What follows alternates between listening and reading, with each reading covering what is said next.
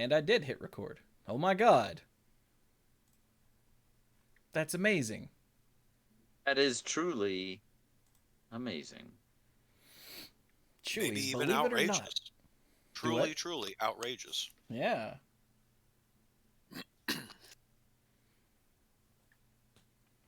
I pushed the button. You did. I didn't see it, but I believe you. Are I'm you hoping proud of you're me not yet, lying to us. Baba? What? I mean, What? I'm trusting you here. I'm hoping you're not lying about pushing a button. I would not lie about pushing the button. Good. I'd be very At disappointed. least if not you not did. that button, because that's a button I have to push. See, so because we have to record in order to Yeah. post later. It's just Yeah, how it works. We got it. And then we We fill are for a minute professionals. in case the recording doesn't start. Just recently, I had to go. I don't remember what it was, Mm-hmm. but I hit record and didn't fill for long enough, and I had to go download the stream to cut out like a 10-second beginning. Gosh. I don't remember what that was for, and I was like, really? Maybe not recently, because recently is, relative in 2022. It's true. While we're on it, today is... Here we go. Here we go. I gotta go find... Here we go. Today is March 760th. Hmm. Yeah. Oh, because it's the end of the month. 2 years. Yep. Yeah. So it is March 760th, 2020.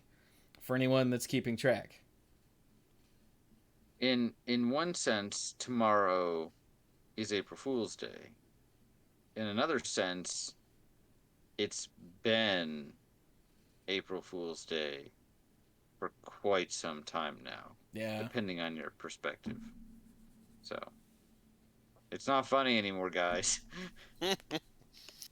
So, I had my Earth Environmental class today. They were doing presentations on North Carolina river basins. And someone thought it would be funny to be like, oh, and I included a list of endangered species on my river basin. And when they clicked the link, it took them to the Rickroll video. Wow. And so I've been seriously debating, taking the notes tomorrow and being like, oh, and here's a link to protein synthesis. Clicking it and Rickrolling them. As an Are you April never Fool. gonna give them up? And You're never let never them gonna- down. Okay. Never I gonna- saw the best Rickroll I've ever seen a few days ago. That's a pretty high bar. It was So- it was a TikTok. 'Cause, okay, I know you guys don't do the modern technology thing, and I don't do TikTok, but it was on Facebook. And with TikTok, you I've can heard do of a the thing ticks and the where talks. Yeah. where you watch a video and also have yourself on the other half of the screen reacting to it. Mm-hmm. And it was a dude who was like, okay, this is the most devastating self-defense maneuver you can do. And the guy on the left who was reacting to it was like, okay. Dude's like, all right, you spread your legs this far apart. And the guy goes, okay. And he's like, you make a fist. And you curl your forefingers down and you put your thumb on the outside. Because you put your thumb on the inside, you're going to break your thumb. And the guy was like, okay, yeah. He's like, you do that with both hands. The dude just did it, and he went, okay. He's like, you put your hands right here between your hips and your shoulders. And the guy's like, all right. And he's like, and then you start to sway them back and forth like this, faster and faster, and he cut himself into the Rickroll dance. And the dude was like, oh, come on. And he walked away. And it was just the best one I'd ever seen. That's pretty good. Yes.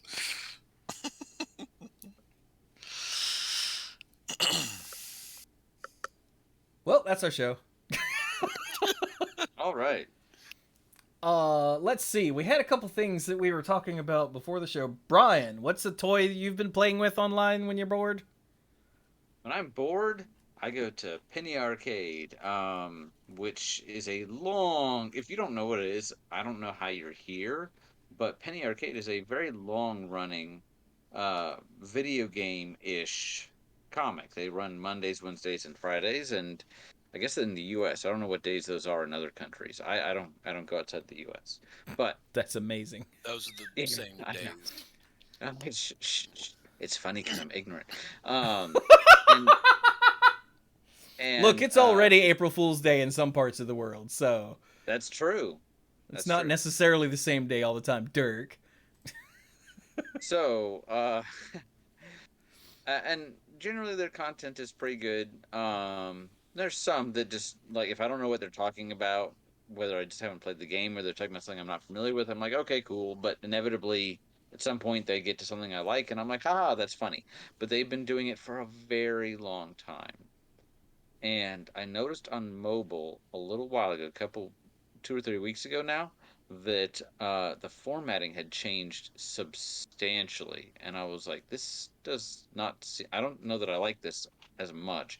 The images are much bigger, which makes it a lot easier to read, but I have to now scroll to see the whole comic, and it had a little button where you can change it to go to run horizontal versus vertical, and I was looking for that button and I was scrolling down and I found this new feature they have called Comic Remix, where they take a first panel of a random comic they've done over the last bajillion years, Roughly. a random middle panel and a random last panel, and just kind of puts it out there. And the first one I did was something hilarious. I'm like, this is great. So I pushed the button again, and it was something, okay. And so whenever I am bored, I just go on there, push the button. And I'm like, and a lot of them are decent. A lot of their comics, the speech bubbles carry over. Like the speech bubbles don't necessarily stay within a panel, so a lot of stuff is cut off, and it's a sign of how long I've been reading them. And even before this, if I'm ever bored, a lot of times I would just go and hit the regular, show me a random comic button. So over the course of the years, I've probably read their library more than once. So I recognize uh, what comic a panel is from.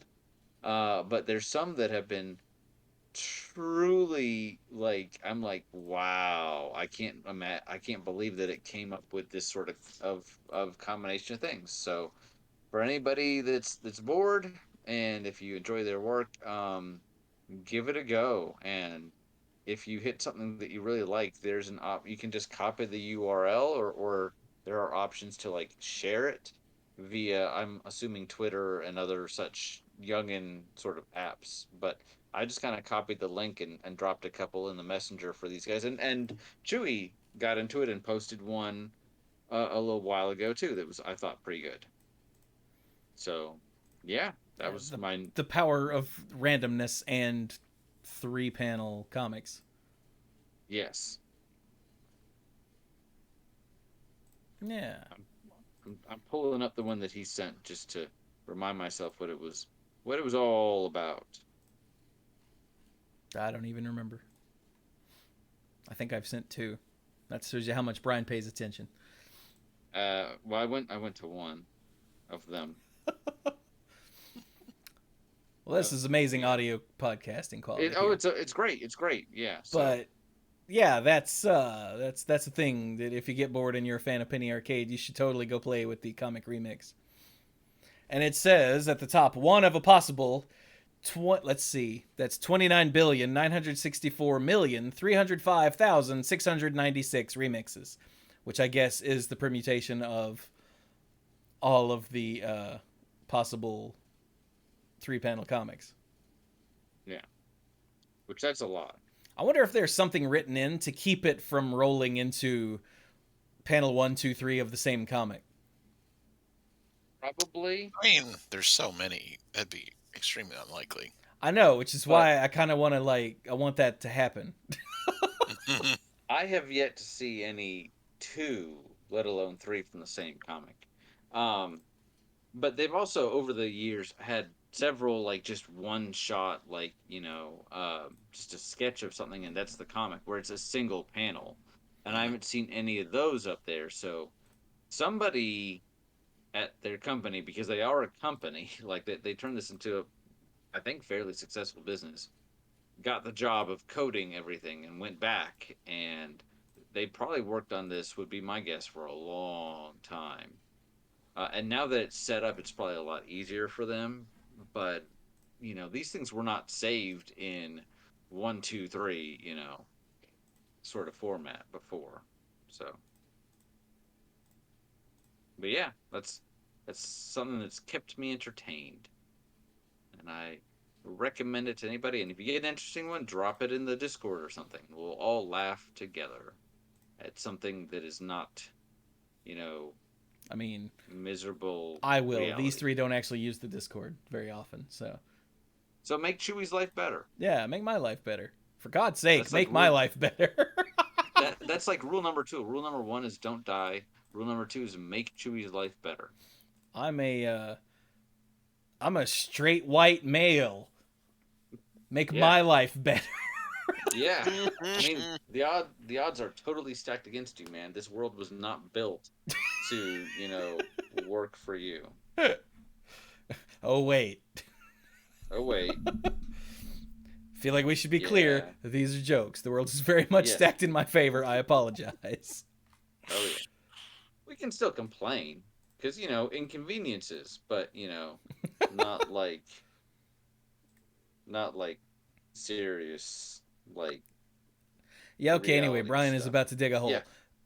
Yeah, not digging. I stopped. So Chewy, what sort of toys are you playing with? How's the VR experience? Well, since I got the new headset, it has been glorious. And over the last couple days, I've been working to get the Quest, which is essentially a console that you strap to your head. Working with my computer. And I managed to, let's see, a couple nights ago, I got the Quest to link up with the Oculus software on the computer, and so I could get the Quest to show me my desktop in the headset, which I thought was really cool. And then I got Steam VR, which I had to download. I didn't realize Steam VR was a separate thing entirely. And don't try to download it real quick. It is massive. Like, I told it to download and it showed me the time remaining, and I just got up and walked away. I'm like, oh, I'll come back later then. It's not like Hitman 3 massive, but it was way bigger than I expected.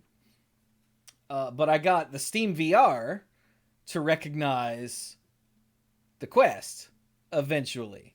I still haven't quite worked out the order you have to turn everything on. Because even earlier today when I was trying it again, it was like, hey, there's no headset. And I'm looking at this notification in the headset. Like,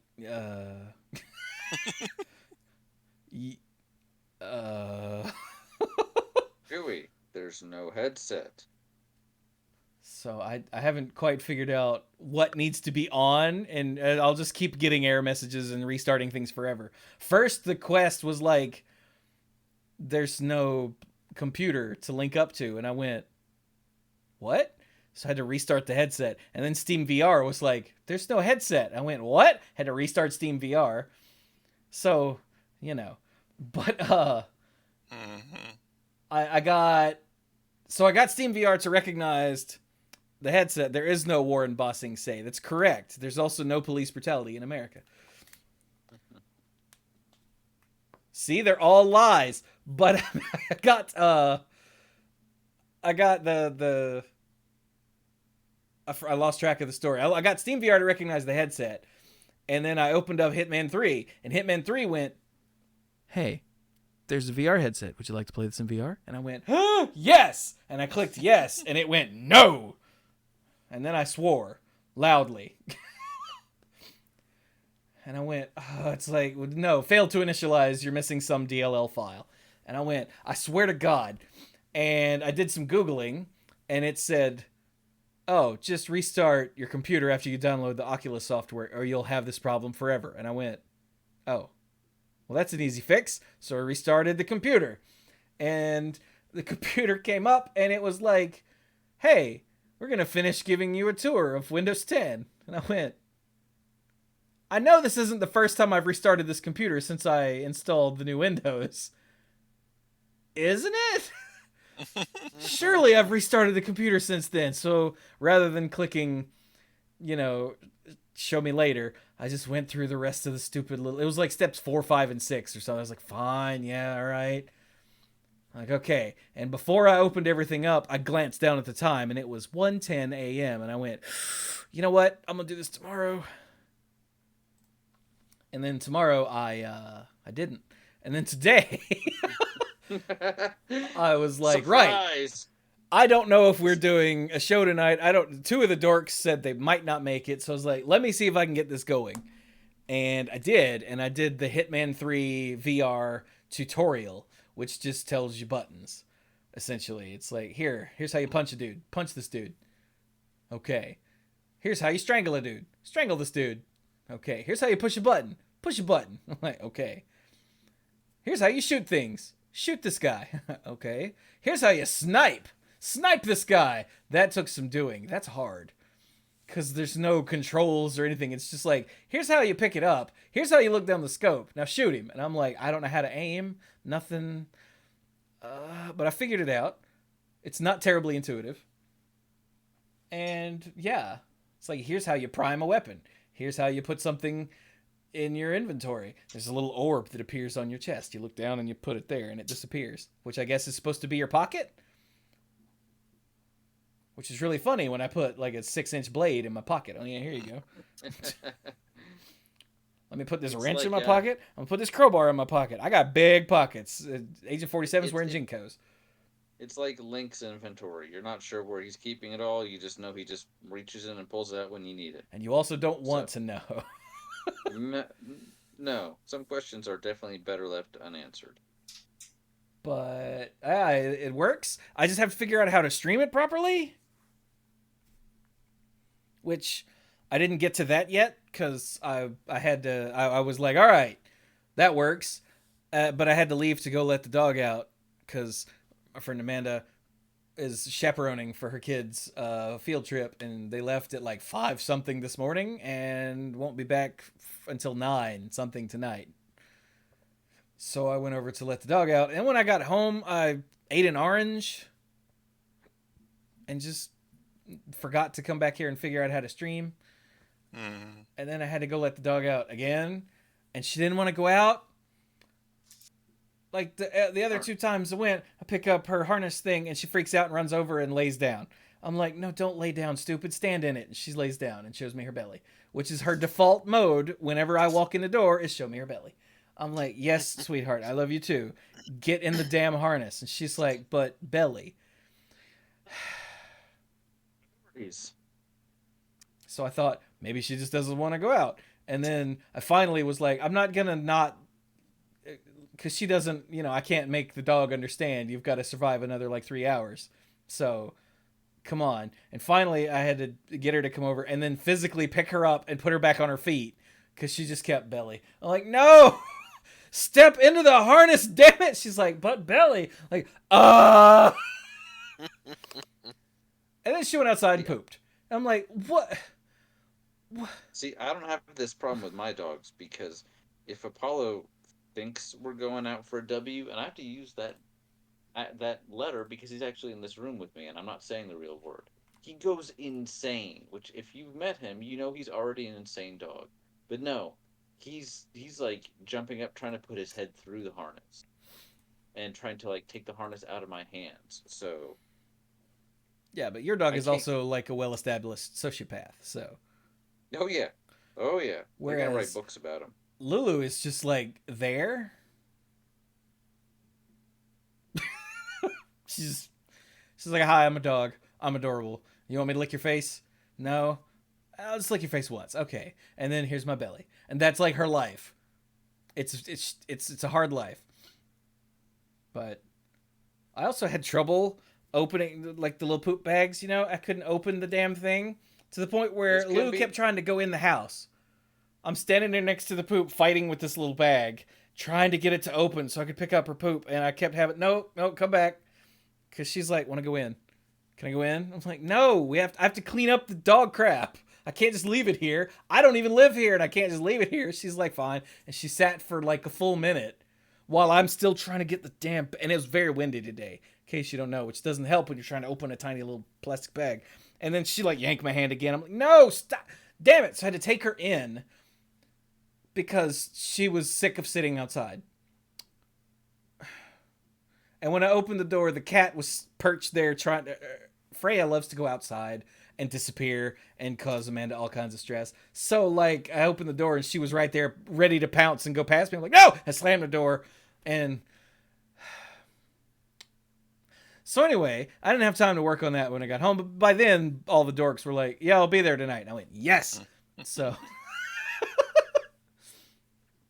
So, I didn't want to interrupt you. Two takeaways from that. First of all, yes, it was absolutely windy today. Before it even started raining buckets, at like around midday, when I was trying to drive to lunch after court, I was on 85, and there was a moment where a truck passed me, and so much water fell on my windshield, even with the windshield wipers going full blast. I couldn't see for a solid 3 long seconds, which on Buh. 85 was rough.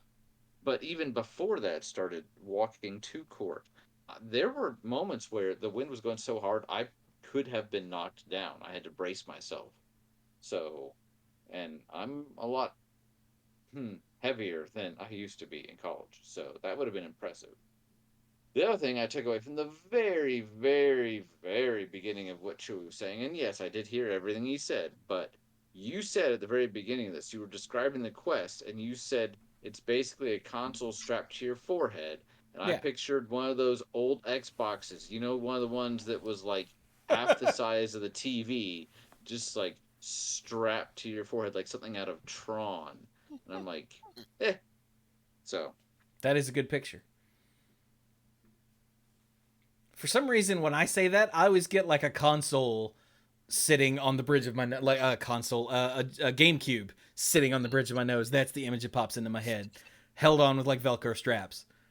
I don't know why it's a GameCube. I guess because the GameCube had a handle, so it was technically portable. what's been your most favorite and least favorite VR experiences? Well, I haven't actually had that many.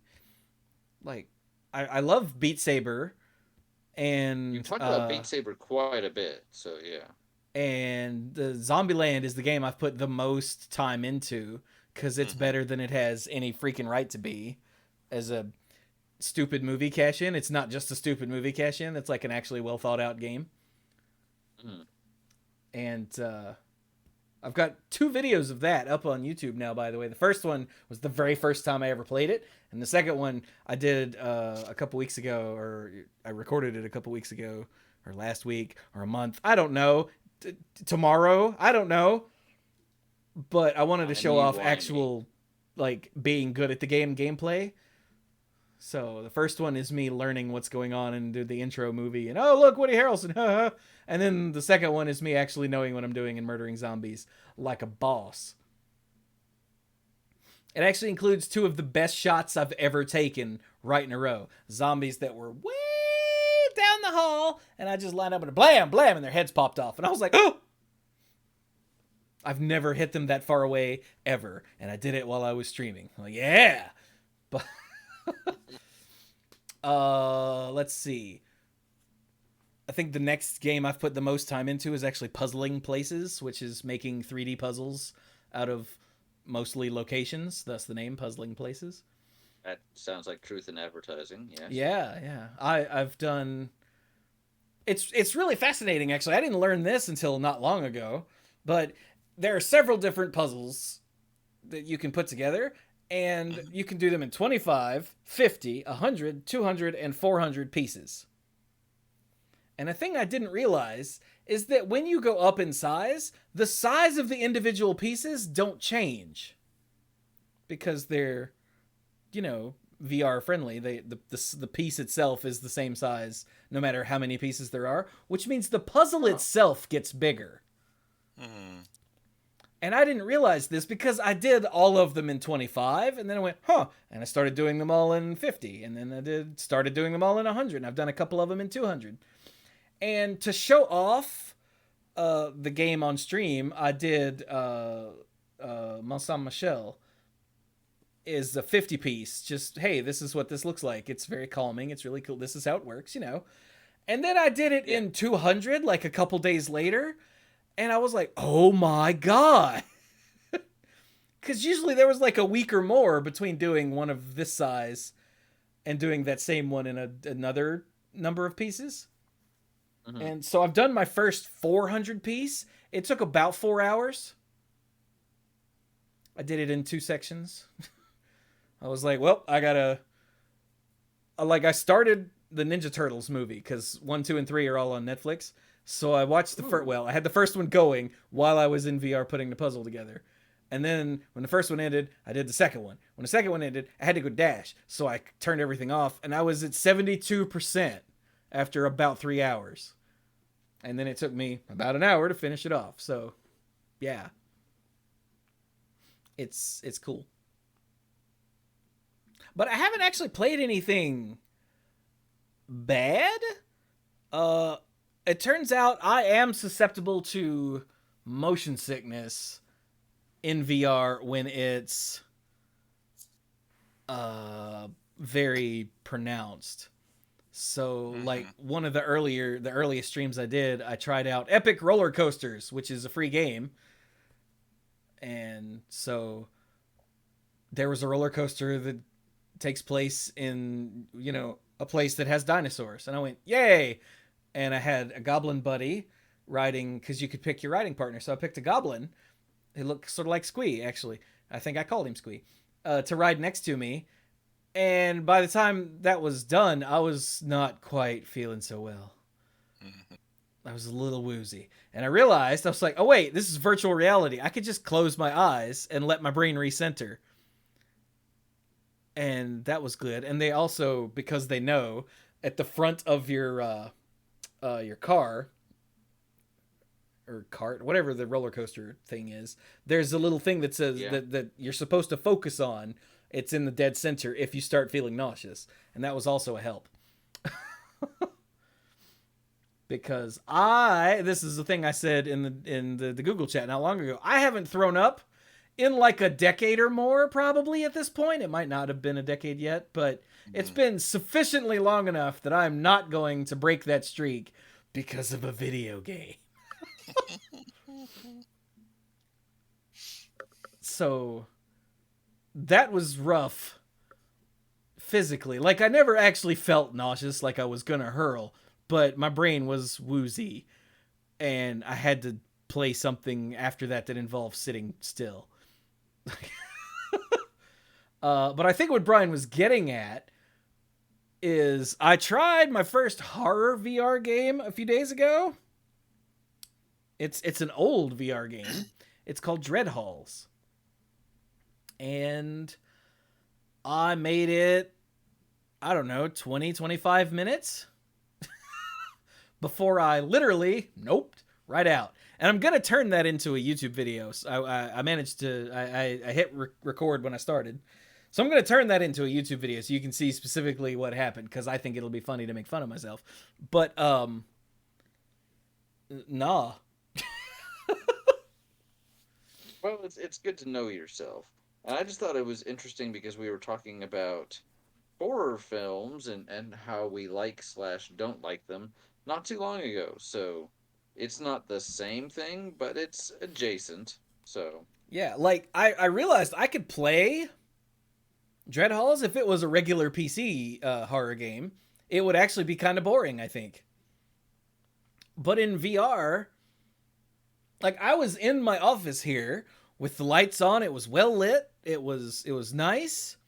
And I was sitting, and I had moved my chair back, to be away so I didn't my desk.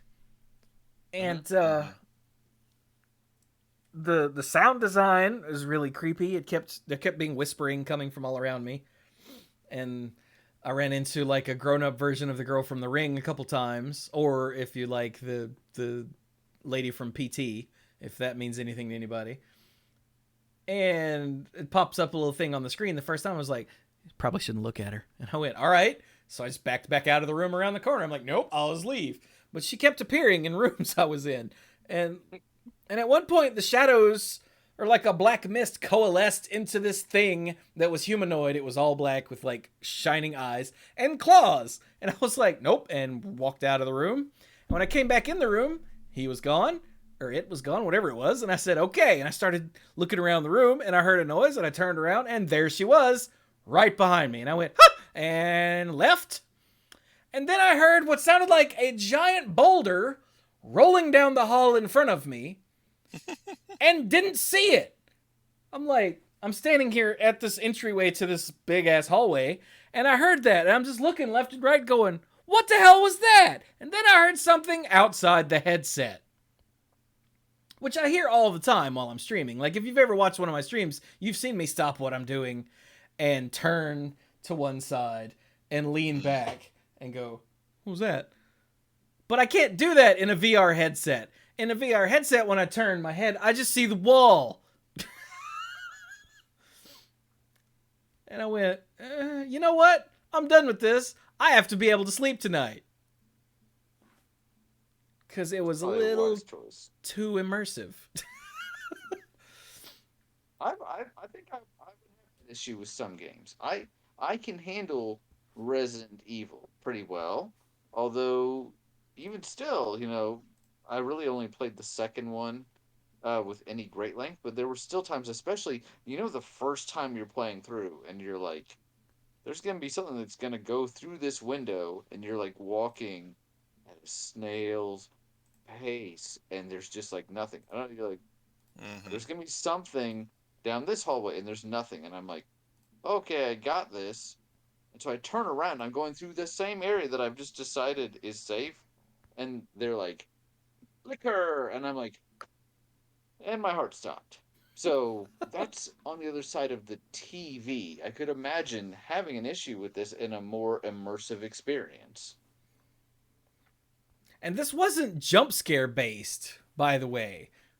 Like, it's not like something went, bah! And I said, bah! No, it was just really creepy. And I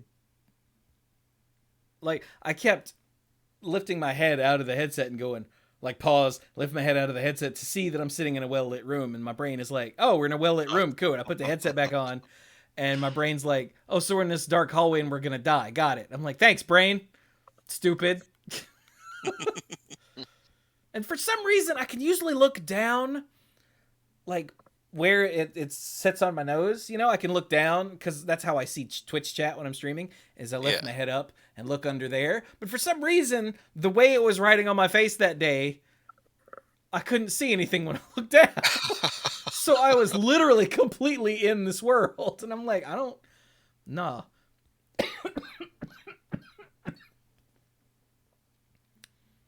So I'm glad I didn't buy Layers of Fear VR, because Layers of Fear I loved. Like, it was one of the scariest, like, creepiest, most bizarre horror PC games I've ever played.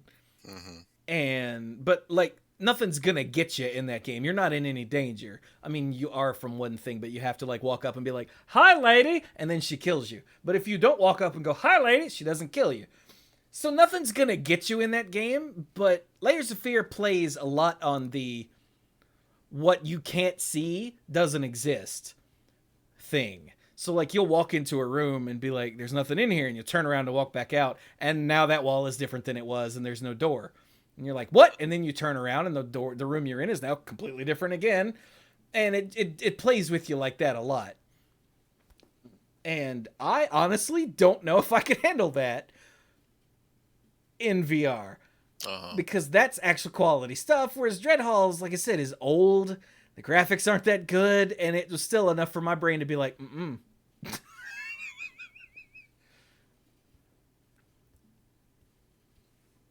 So, yeah. Luckily, I picked Dreadhalls up for, I think it was on sale for, it's a $10 game, and it was on sale for $7.50, I think. So, Nice. I'm not out, like, a bunch of money. So that's okay. Yeah. Whereas, like, Resident Evil 4, once it goes on sale, probably, I'm just gonna buy it, because that's why I got a Quest, so I could play Resident Evil 4 in VR. Because Resident Evil 4 is one of my favorite games ever, full stop. And apparently the VR conversion of it is so good that it's not even fair. So I'm very excited about that. But that's not a horror game. It's just got zombies. Also, I have a gun. So that's okay. But in Dreadhalls, I had a lantern. It's like a low-rent Amnesia. And Amnesia is another of, like, the scariest games ever, which I also still haven't played.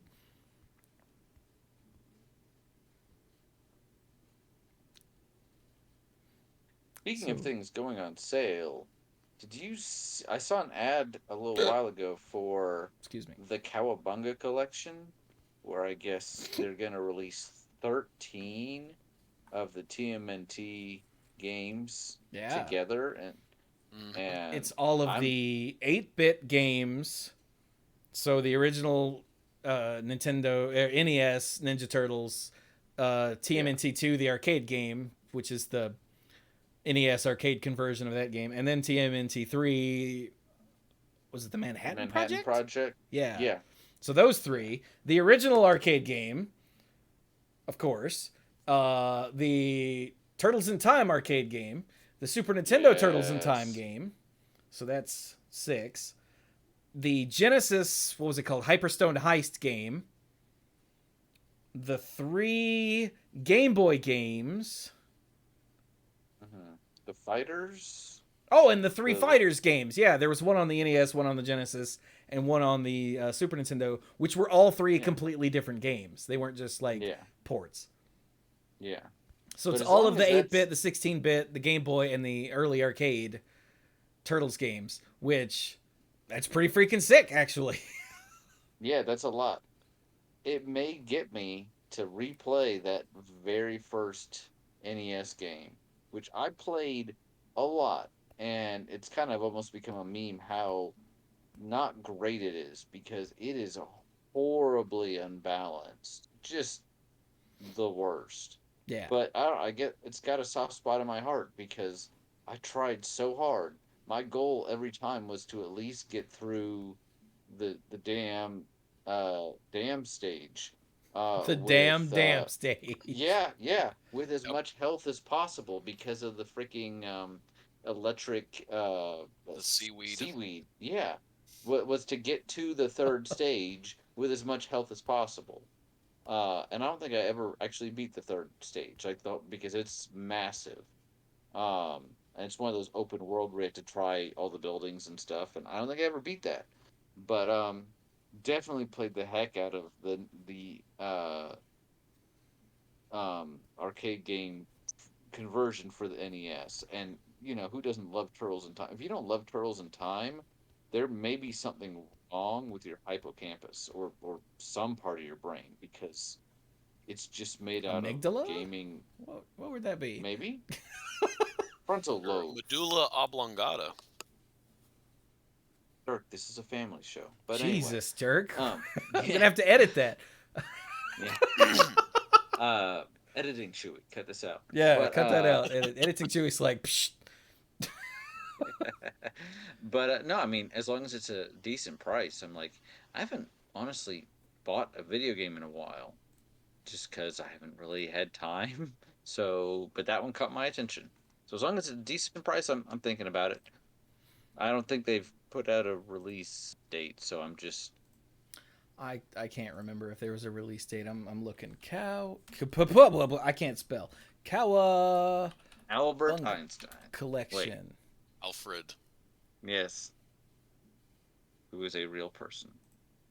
Yeah, it turns out Alfred Einstein was a person. He was a musicologist, although Dirk and Brian both can't pronounce that word. Nope.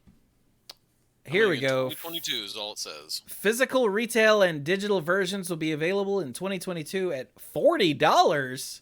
Ugh. That's a bit much for a bunch of old-ass games. I mean, I know it's 13 games, but it's 13 good games, but they're not. They're old games. Wait a minute. How much are the... Let's see. Disappointing. Why are you playing audio? Stop. Castlevania Collection. The Castlevania Advance Collection is only $20. And... How about the Mega Man Collection? I mean, well, that's old, so I was looking at something that just came out. Oh, that's why this is Capcom. This is a Konami collection. The Castlevania Advance is 1, 2, 3, 4 games, but three of them are, you know, big ass Metroidvanias that were on the Game Boy Advance, and then the other one's Dracula X, which is a Super Nintendo game that hasn't been released in forever. Yeah. But, like, you could play through all of these, and it would take way longer than playing through all 13 of these Cowabunga games. Because most of them are just beat-em-ups. Yeah. And the ones that aren't are either fighting games or platformers, so... But... yeah, it'll be on PS5, PS4, because it has to be on both, because only 5 people have a PS5. Yeah. Xbox Series X or S, Xbox One, Nintendo Switch, and Steam. Okay. Is it bad that, like, I've gotten out of consoles so much? I don't know why it says Xbox Series X, and then there's a line, and it says S. Like, I don't know why. Are those two separate things? I guess. Yes. Oh. This is how long it's been since I paid attention. I'm so old. We still play the Wii on a fairly regular basis. Like, not the Wii U. We never owned a Wii U, but the original Most people Wii. didn't. That's consistent with what I've heard. But no, I mean, like, our newest system is the PS4. Yeah, let's try. Stop auto-playing the damn videos on Steam. Let's try Mega Man. All of the Mega Man collections, there are several, are either $15 or $20. Oh, except for the Mega Man Zero ZX Legacy Collection. That one's $30. Stop auto-playing. Jesus, Steam. Oh, there's a button I can click. Okay, there we go. So what does this have? Mega Man 0, 1, 2, 3, 4, and ZX Advent. These are after my time. I don't know what Mega Man 0. I don't know these. What system are these on? Oh, you guys don't know. Okay. I don't know. So X was on the Super Nintendo and then was eventually on PlayStation, I think. Which one? Mega Man X. Yeah, Mega Man X started on Super Nintendo, and I think the last one or two were on PlayStation. I can't remember. I never played those either. I stopped after the originals. I wonder if Mega Man 0 was on Game Boy. I want to say it was on Game Boy. I don't think I actually played any of them, but... Mega Man 0. We're all learning something today. It was Game Boy Advance. Okay. Aha! I learned stuff. Mega Man 0 series. What was 4 on? I don't want the story. I want to know what freaking system it was on. Jesus. Story whether you want it or not. Yeah, apparently the Mega Man wiki does not want me to know these things. Game Boy Advance, and it also says Wii U. Really? That might have been a re-release, though. Oh, yeah, probably. Yeah, Zero was the character was pretty darn popular in Mega Man X, and I think because of that, he got the starring role in the following series. Whoa! The Mega Man Zero games were made by Inti Creates. What have they done? Because you recognized that immediately. So I did. Hang on. Inti. I feel bad because I can't remember. Games.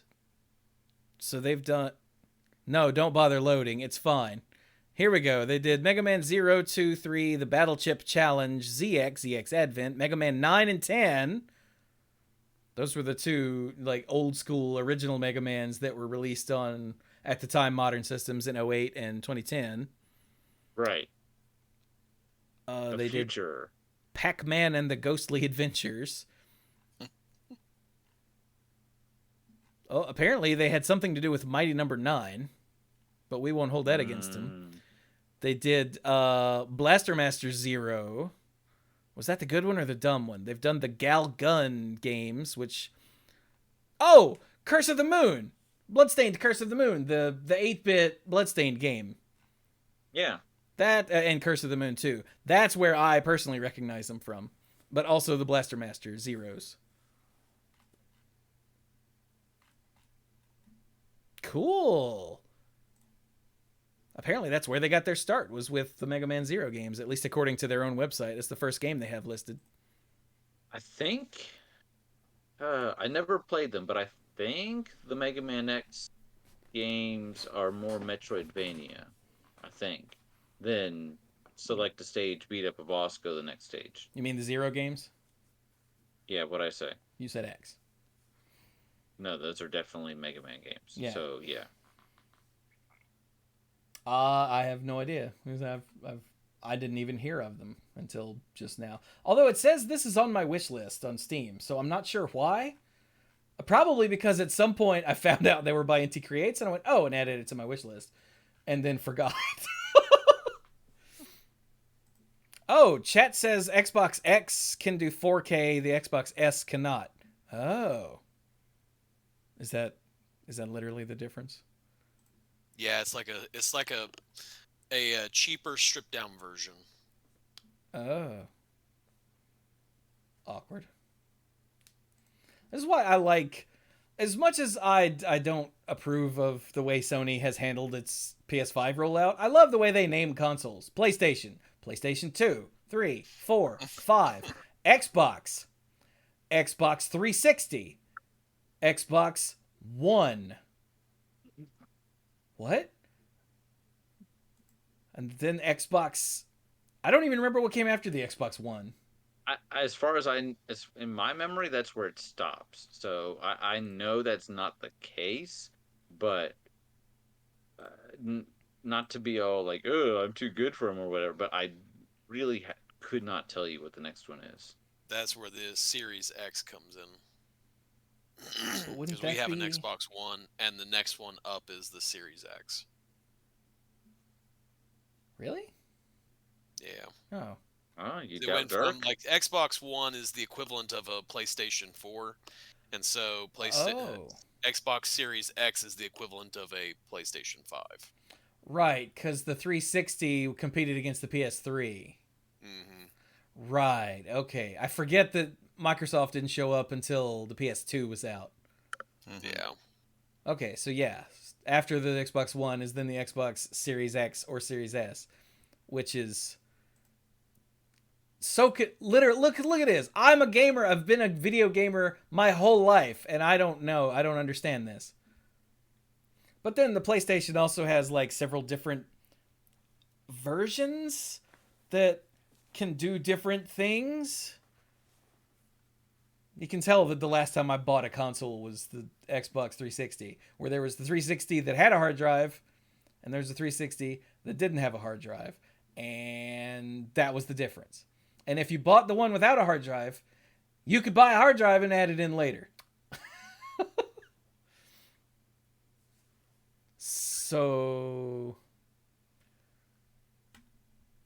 but now there's like different tiers of PlayStation 4s and 5s that each do different things and have different parts, and I'm like, this is all just too confusing for me. I have a computer that can play games on now, and that's where I stream from, so I don't need a console anymore. Thanks anyway, though. And I know it would only take like a few minutes of study and research to figure out what each one is, but the fact that it would take a few minutes of study pisses me off. And that's where they lost Chewie. I'm like, shouldn't this be easy? Because consoles are like presents that you get for kids. And parents, no offense to you two that are parents, are notoriously stupid. None taken. Well, yeah, I'll say none taken. Like, why would you make it more difficult for people to buy your product? Is that why you're asking? Exactly, yeah.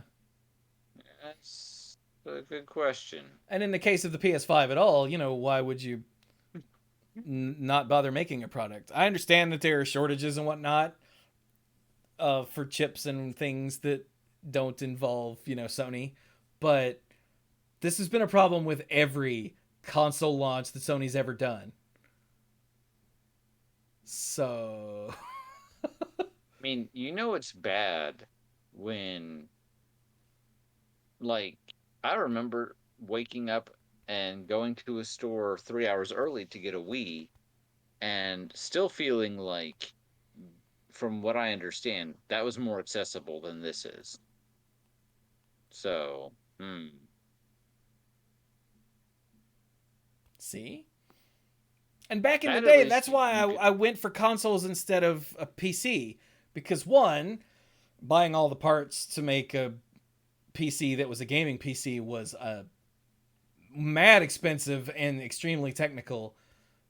And nowadays, it's just, do you have a computer that is, good? Yeah. All right, you can play it. What? Like, I'm old school where there were some games that you had to have like an AMD or you had to have an NVIDIA card to even play that wouldn't play with other video cards. So they were like console exclusive. It was very strange back in the day.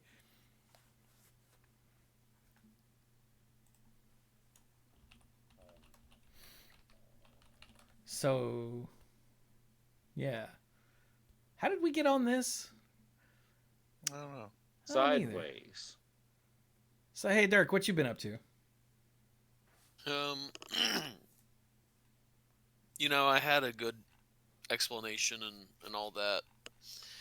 To sort of explain, but let's see. Wait, what were you gonna explain? Oh, there was some sort of one thing that has happened is that the kids at school they have a thing where they do the eye tests and all that. Well, Trevor and Leighton got their eyes done, and it came back that they did not have 20/20 vision. So Chelsea and I took the kiddos and got their eyes checked and everything this week. Well, Trevor is nearsighted, which we figured would be the case because both Chelsea and I were both nearsighted, and that is something that's a heredity characteristic where if the parents are nearsighted, odds are their kids are going to be nearsighted too. So he's nearsighted. No surprises there. So when Leighton got his, he is 20/20 in one eye, and he is farsighted in the other eye. Because of course. So as the doctor was doing his tests and everything, I sat in with Leighton during his tests, and Leighton did not do well on the depth perception part. So what that means is that Did y'all not let him study first? Well, what it means is that his brain is saying, I can see fine out of this one eye, and the other eye, so his brain just sort of switches off Oh, that yeah. eye and just uses the good eye. Oh, Someone else told me about that. And one of their kids. So that's Layton's going to tricky. get glasses. Oh, And you're not gonna get him a monocle? He could be the Brian's classiest gonna kid. mention that too. I told you that. I told you that was coming. So I said like the Mr. Peanut guy. Yeah, he could be the fanciest kid in his class, man. Well, let me read this. And the is the universal sound of putting a monocle in your eye. mhm. So anyway, he's gonna get glasses, and he's gonna wear them for about 3 months, and then he's gonna go back to the doctor and have his eyes re-examined. And based on how everything goes with that, Leighton may end up having to go to therapy for his eye, which means the most well done, the therapy that works most of the time is the one where they patch the good eye, so that way he's forced to use Oh, you make the the eye brain that he learn. doesn't use Yeah. very often to strengthen the muscles and strengthen the connections and everything, so that way he'll be able to have full function of both eyes. And then he can walk around saying "yar" all the time. Much, yeah. Eye patch on one eye and a monocle in the other one. The classiest pirate on the crew. I will also say, so both of them got to pick their glasses. Okay, Trevor's, when he put his on, like, okay, I mean, they're glasses, but on his head, they almost look like the glasses are too small for his head. So you're saying your kid has a So, big head? all right, he chose the glasses that look small for his head. But again, he chose them. He You gets let to him pick. So yeah. So yeah, Leighton also chose his. His, I think, look really good. So I really like Leighton's glasses. Tell him he's supposed to pick out his brother's glasses from here on out. Yeah, might be what I do. See how well that goes over with two brothers. The honest truth is, Leighton chose the cheaper of the two glasses also. Ding. So he's really So another really another cap in Leighton's another feather in his cap with regards to all that. I think Leighton chose the nicer of the two. Like I think they look better. Trevor's looks like your just standard glasses, and Leighton's actually looks, like I say, his looks kind of like a combination of their glasses, but they've also got a not quite a sportsy look to them, but they just look nicer to me. And it's one of those things where I'll it's hard to describe it. So, the guys, I'll send the picture to the guys and everything so they can kind of look at them and see what it is, the words that I'm missing from this. But they're supposed to get the glasses next week. I remember when Sam got her first pair of glasses, and she picked a pair that I thought were a little loud and bright and all that, and I kind of thought, is she going to want something that's a little more understated? But she was so thrilled. I was gonna say, have have you met your glasses. daughter? Yeah, this was basically another accessory for her. So Yeah. and we let her pick it, and she loved them. She wanted to show them to everybody. So no complaints from me. You gotta let them make that decision. I was gonna say, She got Sam understated. These things don't go together in my brain. Kid, maybe the first pair of glasses you get maybe are not like, oh, look at me, but she was like, yes. So, yep. We got new frames for her glasses today because she was at soccer practice yesterday. Dirk saw this. Mm-hmm. Didn't see it happen, but he saw the aftermath. Um, and she was at practice, and within the first 5 minutes, they were warming up, and a kid kicked a soccer ball into her face, and broke her glasses, and in fact, like, uh, scraped her face as well. And Yeah. the kid was very apologetic and no big deal. But I ran inside the building where this was at to tape up the glasses, so we knew, yeah, we got to get these fixed. And then earlier today, she was like, "We're all good to go." I'm like, "Yep." And then Carrie was like, "So as soon as Sam gets home, we need to go." And I'm like, "Go where?" And she's like, "To get new glasses." I'm like, "Send that message to you and the guys real quick. Hey, this is a thing I got to do." So, but luckily, uh, as you can tell, because we got new ones today, and Dirk's having to wait a week for his kids. The lenses weren't They broken. were the lenses were not broken, and we went to the same place that we bought the glasses last time, and they had the frames in stock. And the coloring is ever so slightly different. They're a little more bluish teal. She loves teal. It's her favorite color right now. So she's very happy with them. So yeah. Nice. But yeah, for the she said that for the time that I was in getting the tape on the glasses, she's very nearsighted. She couldn't see a whole lot. We were talking with the Trimbles yesterday about how they discovered their various um, nearsightedness or farsightedness, and talking about Dirk's kids finding out at school, and I found out while I was in school in seventh grade, fifth or seventh grade, I think, realizing my mom pointed out that we were at a play at my school and I couldn't see stuff on the walls, and she's like, "You can't see that." Sam discovered hers playing Kingdom Hearts because she couldn't read the screen. I said, "Yes, video games for America." So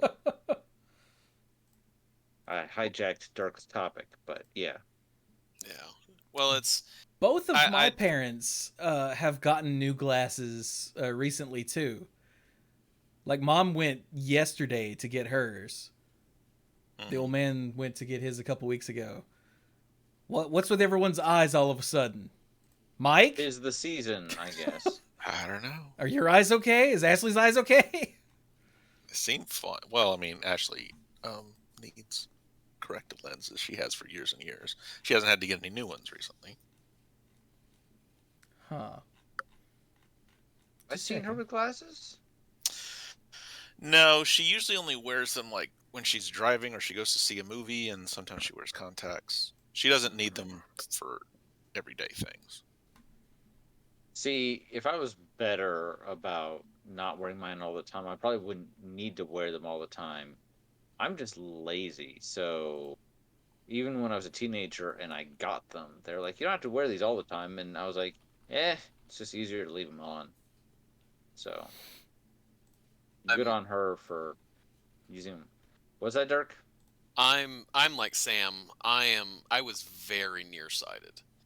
I could see if I took my hand and you know extended my hand out as far as I could go, like comfortably, I could see clearly to that point. Beyond that point, I could tell things were there, but they were incredibly out of focus. Hmm. So and that's how Trevor is, and I know Brian has seen that when Trevor plays, he cannot sit down. He's always close to the screen, and I think Hmm. he's probably been nearsighted for a while, but he's never complained about it, and none of his teachers have. I think that like the teachers just sort of have him close to the board anyway, It and can be. Sorry, go and ahead. yeah, they just never really says like, hey, he's complaining that he can't see very well, and he's even told me that whenever he can't see stuff, he just kind of goes up to the board and does all, and then goes back to his seat.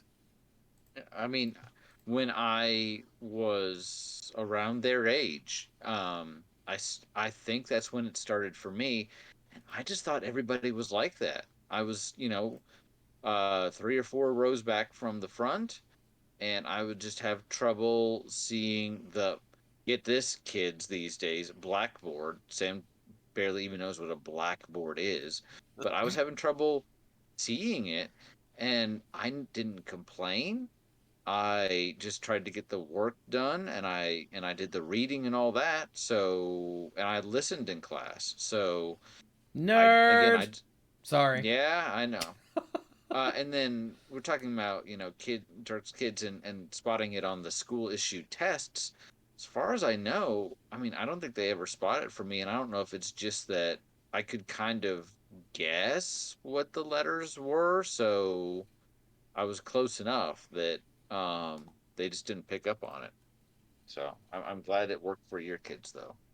So the way we found out about my nearsightedness is the teacher actually called my parents and said, "I really think you should get his eyes checked because he squints a lot in class." Like my face, I would scrunch up my face so I could see better, and she was getting like, "He is doing that all the time. I think you need to go get his eyes checked." And when they did, that's when they found out I was really nearsighted. I could just see a little baby Dirk sitting there just like, Well, it was for me, it was 7th grade. Like I was very much in middle school at that point. Man, in like, I think it was 1st or 2nd grade, I used to get headaches a lot. And Mom took me to the eye doctor, and the eye doctor was like, "Oh, he needs glasses." And he gave me glasses. And he's like, "It's probably because he's playing video games. Make sure he wears the glasses when he plays video games." And then playing video games with the glasses on made my head hurt worse than like more frequently. So I didn't. And then Mom would fuss at me. And I put them on, I get a headache. And so I take them off, and Mom would fuss at me. And then like a couple years later, she took me back to the eye doctor, and like there was a different doctor there, and I think a different practice altogether. And he did an eye test and was like, "Why are you wearing glasses?" I was like, "I don't know." He goes, "You should stop wearing glasses." And he went out and told Mom, "He doesn't need glasses. Why are you making him wear glasses?" And she was like, "Huh?" You told him to, or your predecessor did. So I'm guessing that the dude that ran the eye place before just wanted to sell some frames and some lenses and didn't understand video games at all, because staring at the television with those glasses on made things worse. See, it's because you were playing video games. That was the problem. Oh, 100%. Yeah, that was his opinion. Because, he was probably very old and didn't know what a video game were. Well, to be fair, the attitude toward video games has changed substantially in the last 10 years. Yeah, and this was like 30 years ago, so... Right. So I'm saying this predates a lot of that. Yeah. And even now, not everybody identifies as a gamer. Not everybody says, "Ooh, yeah, video games." There are some people that still view it as either immoral, or, to take a less drastic stance, they don't see the value in it. And I get that. But it's become a lot more socially acceptable to just play video games just in general. But at the time, no. Yeah. Kids doing them video games. You know why it is that it's more socially acceptable these days? Because all of the parents are now kids who grew up playing video games. I think it's two factors. That, and the fact that you don't really even have to buy a PlayStation. You don't have to buy an Xbox. You can own an iPhone and download Angry Birds. Yep. And I know that's kind of the classic example. There's a million mobile games, but the fact that you don't have to go to any extra effort to do it. And at some point, you're going to be bored doing something. And that bird, you just pull back on that slingshot. It goes, "Wah!" in a very satisfying way. And then you knock down pigs. It's a gateway game right there. It all started when freaking the PlayStation came out. Like, video games were for adults before I was born. Like, the Atari and whatnot was marketed to adults, from what I understand.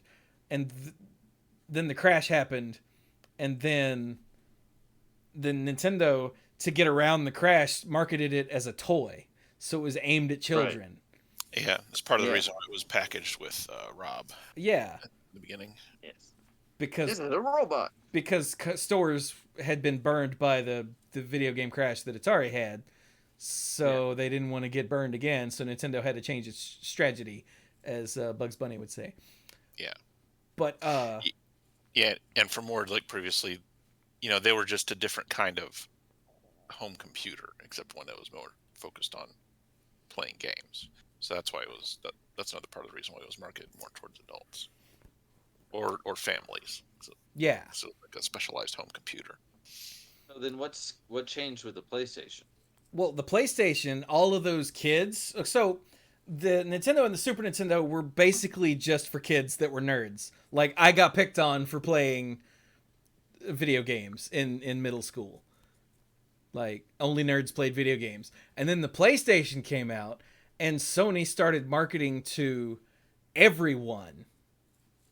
It was you could have more mature games. Well, not only And that, they opened it up to anybody in terms of licenses. well, yeah, but also just the way it was marketed to the cool kids. Mm-hmm. So like Tomb Raider, right?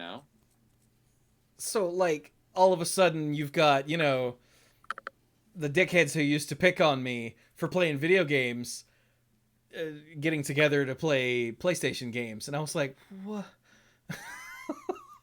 So now video games are cool? Screw you guys. And it just sort of became a mainstream thing. And then as all of these kids have grown up playing all these games, gaming is just another thing you do. Like, you don't have to be a gamer to play video games. If you were anywhere near a college campus when Halo came out, then you know. Oh. You know. Somehow that... Oh, it's because I didn't have an Xbox. That's why. It's like, that just bypassed me. You know they're making Halo into a show? What, again? No, like it's like a show on A show.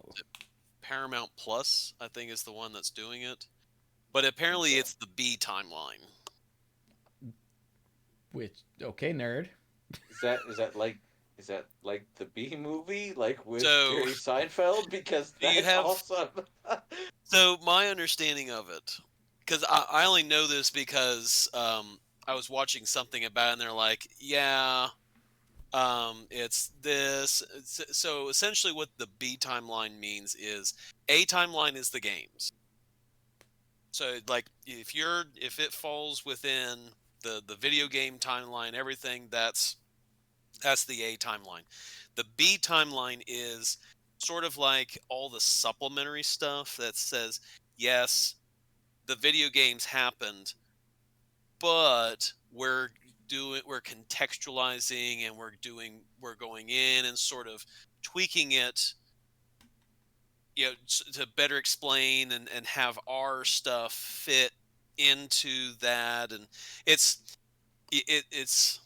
just another way of saying, well, we're taking the original stuff and we're kind of going in a slightly different direction than what the original one is. Is essentially what it is. It's, I think, I guess the best way to say it is that It's the a good separate stuff, canon. the stuff that we really like is in the B timeline, because if stuff gets screwed up in the A, if no one likes what happens in the A one, we'll just be like, well, we're going to just keep the good stuff and just say, oh, well, it actually went off in this direction instead. It's a way to keep the characters and core concepts that you like without having feel it. Recontextualize it. Feel like you don't have to tell the same story over and over again, or that you're not constrained by what happens in the game storyline. If somebody detonates a thing and it eliminates this planet, and people are like, we want to use that planet for something. Oh look, it never got blown up. I know, Dirk, you're my friend, and I respect your opinion. I smell wound up for this one. Star Wars coming up. I know how much you love the Star Wars expanded universe. Yeah. The Legend universe. Yeah, I still stand by the decision that they made to make when they decided they were going to make new movies, to kind of abandon that I mean, for I the main understand. I for the understand main why they did yeah it and everything. yeah you can't, because that way they're not constrained by it, and they don't Right. have to feel like, oh, these are the stories we have to tell. And you But I have to love tell it. around all this Yeah, exactly. stuff. Yeah. I mean, I Exactly. But understand it. but but then, like, they're able to also bring in like Thrawn and do him in, honestly, I think, a really cool, good way in Rebels. So they still get to do the shout outs, and they get to cherry pick Right. from the stuff Exactly. that work. That's kind of that's what you're discussing with, the Seinfeld story over here, taking from the original timeline, but being like, this is what works, this is what didn't. So Yeah. Well, You guys so the used a whole lot Halo, of words to say it's just a separate canon. yeah. yes. It's like, for Have you met example, me? Come on. my understanding is Halsey is younger than she is, and she's not. And Captain Keyes is like an older African American person, and his daughter is actually a scientist and not a captain. So that's part of what they changed Ouch. with this one. And All of the nonsense on Twitter that I saw that people were angry about, because of course they're angry about it, it's Twitter, well, is yeah, that Master Chief wasn't exactly the main character. There was this other new character that they had created to be the focus, which sounds like good storytelling to me, because honestly, I haven't played the Halo games yet. I'm gonna play through them all on stream at some point. But like, I haven't played them yet, but Master Chief has never struck me as someone that has a personality. yeah. He's Well, and big and the strong thing, and awesome and there. well, and it worked in as a video game as you're a first person shooter that it's him, he's the focus. But if you're actually going to tell a story, you can't have him be the only character who's there because, yeah, like you said, he's his philosophy is shoot, and that's not how you make a good story. Shoot purple things, save waifu girlfriend or digital Yes, waifu girlfriend. Like, and by and I think that they're going to have other Spartans in it, and I don't know if they're going to go into elaborating on how they were made and blah blah blah, but I think there's supposed to be more of them in it, which means that you're going to have group interactions and things like that going in addition to what is the command doing. And I have no idea if there's going to be a covenant side to it and all that, but I remember a couple of years ago, there were a lot of rumors of Netflix shooting a Legend of Zelda series. yeah, And because and I they got the rights, or they were talking about the rights or something. I don't even remember what kicked all that off. there was a trailer, but anybody can make those I would say trailers there at was this not a point. trailer. Yeah. Not a real one There anyway. yeah. But no, I remember that being a thing, and uh but even at the time I was like, how does this work? Because the series is about a guy going by himself through these dungeons. I just don't see that as being super compelling. So I guess they're gonna change it up, but then is it really the same material? So I mean, then you're getting yeah. into the whole question of adaptation. You can't just take a video game and turn it into a show that is exactly that, like, because that's stupid. So of course it's not just going to be him wandering around in dungeons. That's awful. No, I agree, but then what is your show about? Like, you just take those characters and put them in similar circumstances that aren't just a single player game. Like, adaptation has been a thing forever. hmm Yeah, I'm probably either over or underthinking this. Probably It both. seems like it's both at the same time, amazingly enough. I think you are correct. Like, this is a conversation I had with Amanda's kid. Amanda took Bella to the Triad Anime Con, whenever that was, a couple weekends ago. Mm-hmm. And Bella was all excited because Bella is big into anime. And I had to take Bella to the dentist because of last minute, oh God, I'm going to have to push back this dentist appointment. I'm like, I'm not doing anything. You want me to take the kid? And so then I find out it's in Clemens. I'm like, oh. All right. So Bella and I were in the car for, half an hour each way.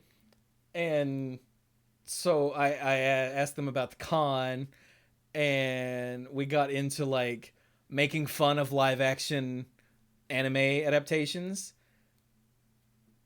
And Bella was like, oh, well, like the Death Note movie on Netflix was really bad. And I'm like, I mean, it was never going to be as good as the show. It's 90 minutes. Yeah. Like, you can't take... What was the first season of Death Note? Like 26 episodes or something? Like Something like that. You can't take that and crush it down into a 90-minute movie and not change a lot of things or leave out a lot of things. Yeah. Like, granted, I'm not saying it was good, because it wasn't. But it wasn't bad because of all the stuff it left out. Like, it was bad because it wasn't executed very well. I did love Willem Dafoe as the Shinigami, whose name I can never remember. Ryuk? Ryuk? It's Ryuk. Ryuk. I saw the show a long time ago. It's been a while. So, like, but I loved Willem Dafoe as Ryuk, and I'm trying to find the dude's name. The guy that played L, Lakeith Stanfield. I loved his version of L. Like, I thought he was really good. The guy they got to play Light, and just the whole character of Light in that show was kind of lame, but not because it wasn't the Light from the anime. It was because it was just done poorly.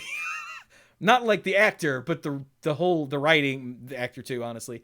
But the whole thing was just not done well. Like, he was a little twit and I wanted to hit him in the head. But like I said, it wasn't bad because it wasn't the show. It was bad because it was done poorly. But that's like the X-Men movies. This is what I brought up to Bella. I was like, you're living in a time where comic book movies are good, because she loved the MCU, and it's one of their favorite things ever. But I was like, you don't understand how good you've got it, kid. Like, the first X-Men movie, they were wearing biker leathers, and it had nothing to do with X-Men other than some character names and Magneto. His whole thing was right. Everything else was just stupid. Compared to the comics, I mean, just stupid. It paved the way. But yeah, like, that's the best we could do at the time. Like, I remember enjoying the Daredevil movie at the time. No, it wasn't good, but it was the best we were gonna get. It was what we had. Exactly. And we liked it. If we didn't like it, we tolerated it. Very much like the first X-Men movie. Exactly. I actually did like the first X-Men movie at the time, but then looking back, no. Yeah, like, when it came out and it was the only X-Men movie, it was like, yeah, it wasn't all that bad and everything. And then when the next one came out and it was way better, like, yeah, first one wasn't all that great. And then Spider-Man came out and blew all of that away. Yeah. Yeah. Look, Spider-Man's not in black leather. Duh. Like, his first suit made sense. But I bring all this up because this is a conversation I had recently about adaptation. Like, Bella said they booed the Netflix Cowboy Bebop. And I'm like, I've heard from many people whose opinions I respect that it was actually really good. I haven't watched it yet myself because there's just a bunch of stuff I haven't watched, but I want to watch it. And it's a damn shame it only got the one season. Apparently it got canceled. Oh yeah. But like, It's not bad. But if your reference is you've never seen the original series and you really enjoyed it, and the people who like it, the problem is the people who booed it and all that, they saw Cowboy Bebop when it came out on Adult Swim. They've bought it, they've lived it. That has been their holy grail. And then Netflix was like, "Here, let's go and do this," and they did a lot of great stuff, but they're anime fans are the competing worst. with the cartoon. Yeah. And anime fans, they haven't gone through that same understanding that comic book fans had to in the 90s and 2000s. Like, we had to learn, all right, it's not going to get everything right, but look, it's there on the big screen. That's awesome. And anime fans just, and I don't think they're gonna go through that. They just automatically reject anything that's live action offhand, whether it's good or not. That could be because they've been burned so many times, but like, because let's be real, most of the live action anime things aren't good, whether it's a bad adaptation or just badly done, like I said about Death Note. Come to the opinion myself, and again, it is my own opinion, that not everything needs a live action adaptation. It being a live action adaptation does not inherently make it bad. But, like, did Avatar: The Last Airbender need to be adapted? The medium it was originally in was probably the ideal version. Oh, It was, 100%. because they got to be expressive. They got to draw all the effects of the bending, people's characterizations. Nobody mispronounced anybody's name. Ah! It was it was already what it needed to be, right? So it just, I mean, granted, I get why people would be happy to see it on the big screen. Yeah. I Dude, get that. had that been done right and not by someone that had no idea what in the blue hell they were doing, that could have been amazing. But it was done so incredibly badly in every single way that it just shoots the possibility of getting a good live action version of it in the face, possibly forever. Probably forever. Yeah, Bogart in the chat brought up Alita Battle Angel. That's the one I couldn't remember. I knew there was a movie, a live action anime that came out that people didn't hate, but I could not for the life of me remember what it was. It was Alita. So thank you, Bogart. But yeah, that's one of the only ones. And there was something else that I was gonna spin off of what somebody said a few minutes ago, and I forgot already. Oh, video games. Like, there have been good video game movies. It's totally, or video game adaptations into other media. Like, the first one that comes to mind is the Castlevania anime, which takes the story of Castlevania 3, at least the first 2 seasons. It's Castlevania 3, which is Trevor and another person go through levels and then kill Dracula. And it takes that and turns it into this way bigger and cooler thing. Mm-hmm. And it even left out a character entirely. Like, Grant is nowhere to be seen. And I haven't seen seasons 3 and 4 yet, so I don't know if he shows up. But, like, it didn't matter? He does not. Oh, he doesn't? Yeah. Okay. But, like, it didn't matter because he was unnecessary for the story they were telling. So, had he been in there, it would have been shoehorned. Or Wasn't they would have had to just change the story, but whatever. Wasn't he nasty or something? Yeah, Grant Dynasty, I think was his name. Yes. Yeah. But yeah.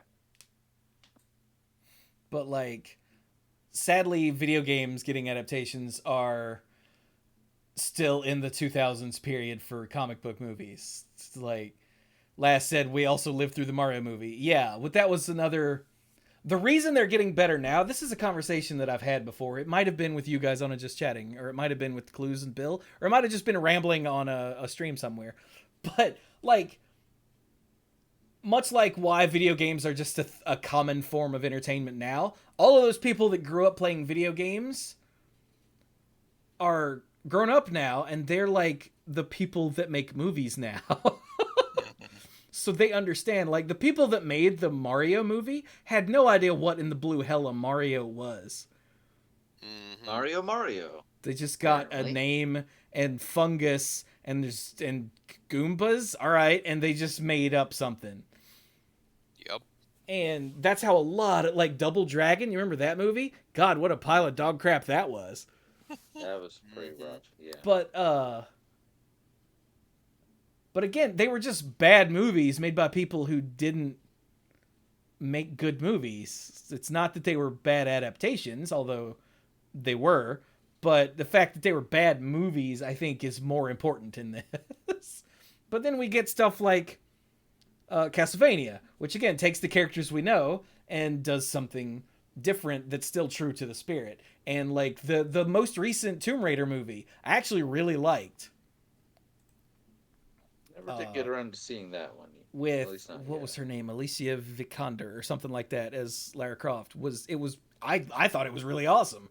Like it was like you didn't have to be a Tomb Raider fan to understand it, and it was based more loosely on the newer series of Tomb Raider games, I think, than the old ones.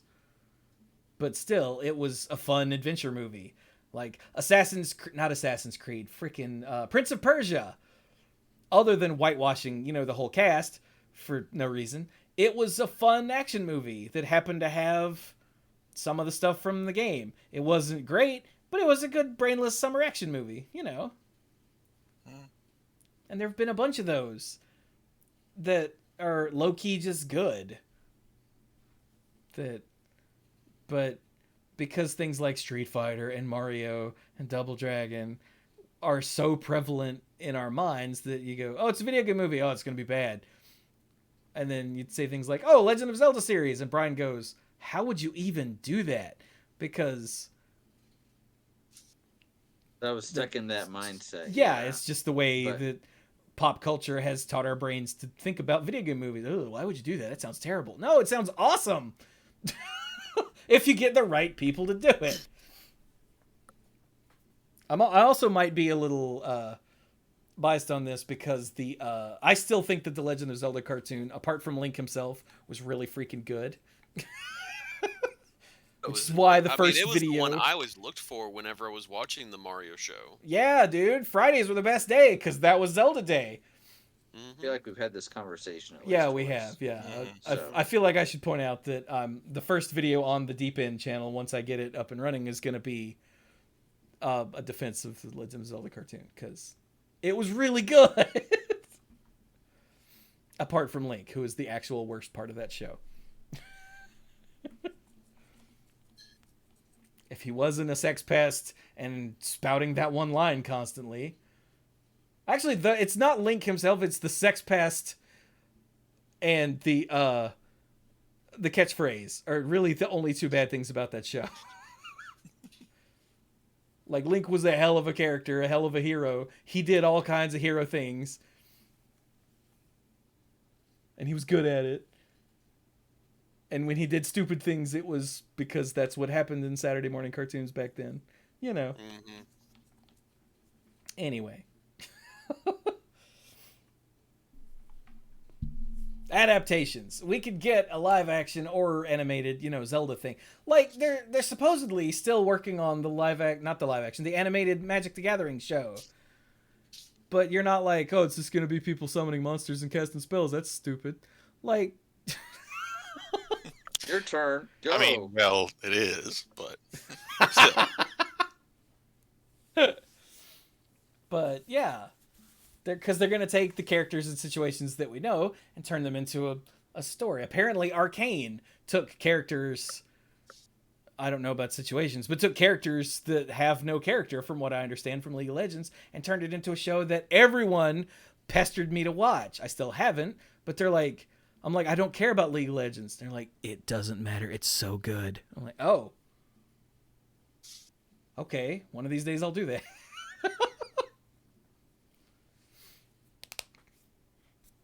The question is, in a Link show, do you get Link to say more than, yeah, hey?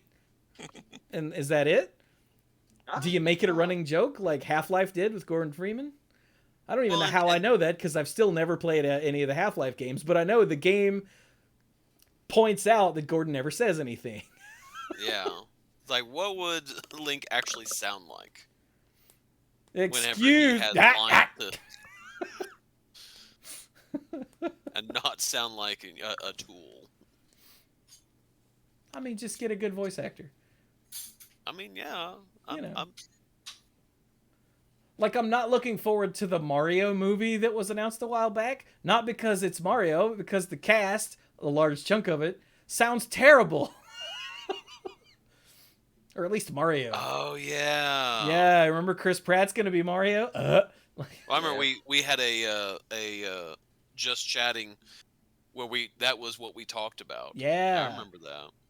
Like, some of the cast sounds like it makes perfect sense. The rest of it, I'm like, stop. This is going to suck because of this. Hopefully, it'll come out and it'll be amazing and I'll love it forever. But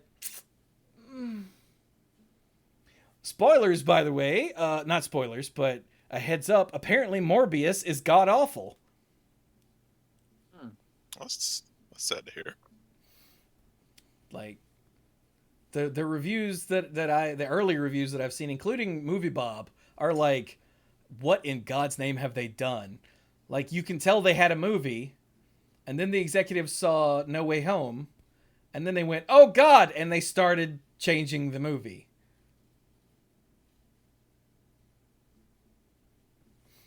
I'm like, oh, that's not good. And every review I've seen points out how bad the post-credit scene is. How bad does it have to be for really every bad. review to be like, this is the worst post-credit scene I've ever seen in any movie ever? I'm like, what? I don't usually evaluate the movie, I mean, on the post-credits scene. Like, it's usually a nice plus when it's good. Which but leads me to wonder how bad they've screwed it up for that to be one of the talking points in every review I've seen. Yeah. Or is there really nothing else to complain about? I mean, that could also be it. I mean, to me, that means it either has to be just a shamelessly clumsy plug for another installment of something, or it must make something important that happened earlier in the movie pointless and stupid. Possibly? It's a possibility. But, like, Those from are the what two I things that jump in understand... my mind if people are pointing that out specifically. Yeah. But from what I understand from the rest of these reviews is that it's not only, like, a bad adaptation of Morbius, which no one has mentioned whether or not it's a good adaptation of Morbius, because what Morbius is in the comics literally doesn't matter. Yeah. But that it's not a good movie at all? Like, basic storytelling falls flat? I'm like, oh, that's not a good sign. So, yeah. But it's also not an MCU film, which some of the idiots on the internet don't seem to understand. Like our old buddy Quarter Pounder, Hambley, apparently put out a video recently that was like, "Oh no, Disney's falling down," and like, it's not a Disney movie, idiot. He also thought Cats was a Disney movie, so I think he's just an idiot. What? Yeah. I mean, we know he's just an idiot, but What did you say? Did you say Anybody Casper? is do what? What did you say? Did you say Casper? No, Cats. Cats. Cats. Cats. The hell is wrong Judi with that guy? Dench. He's an idiot. He's his whole job is to make people angry. So It doesn't matter if he's accurate or not. Like Tucker Carlson, you know. Except on a smaller scale. Chat says, Does that make call it everything a better or Disney movie and worse? you'll be right eventually. Correct. I mean, yeah, that's kind of a joke, but Old yeah. typewriters trick.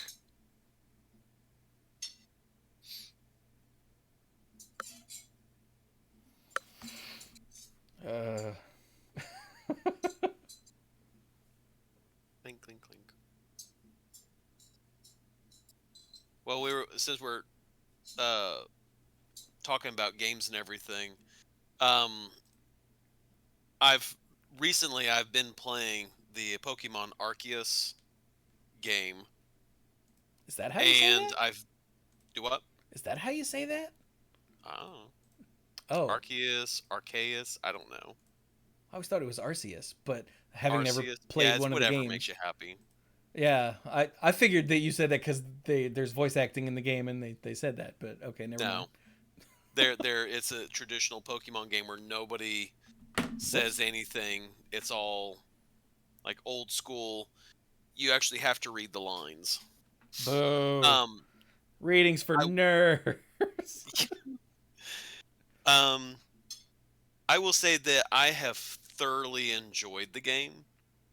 I liked Sword and Shield because instead of having to be like, I want to catch this one Pokemon, it's in this area, and then back and forth, you're not it, back and forth, you're not it, back, and doing that endlessly until you just wish life would just end.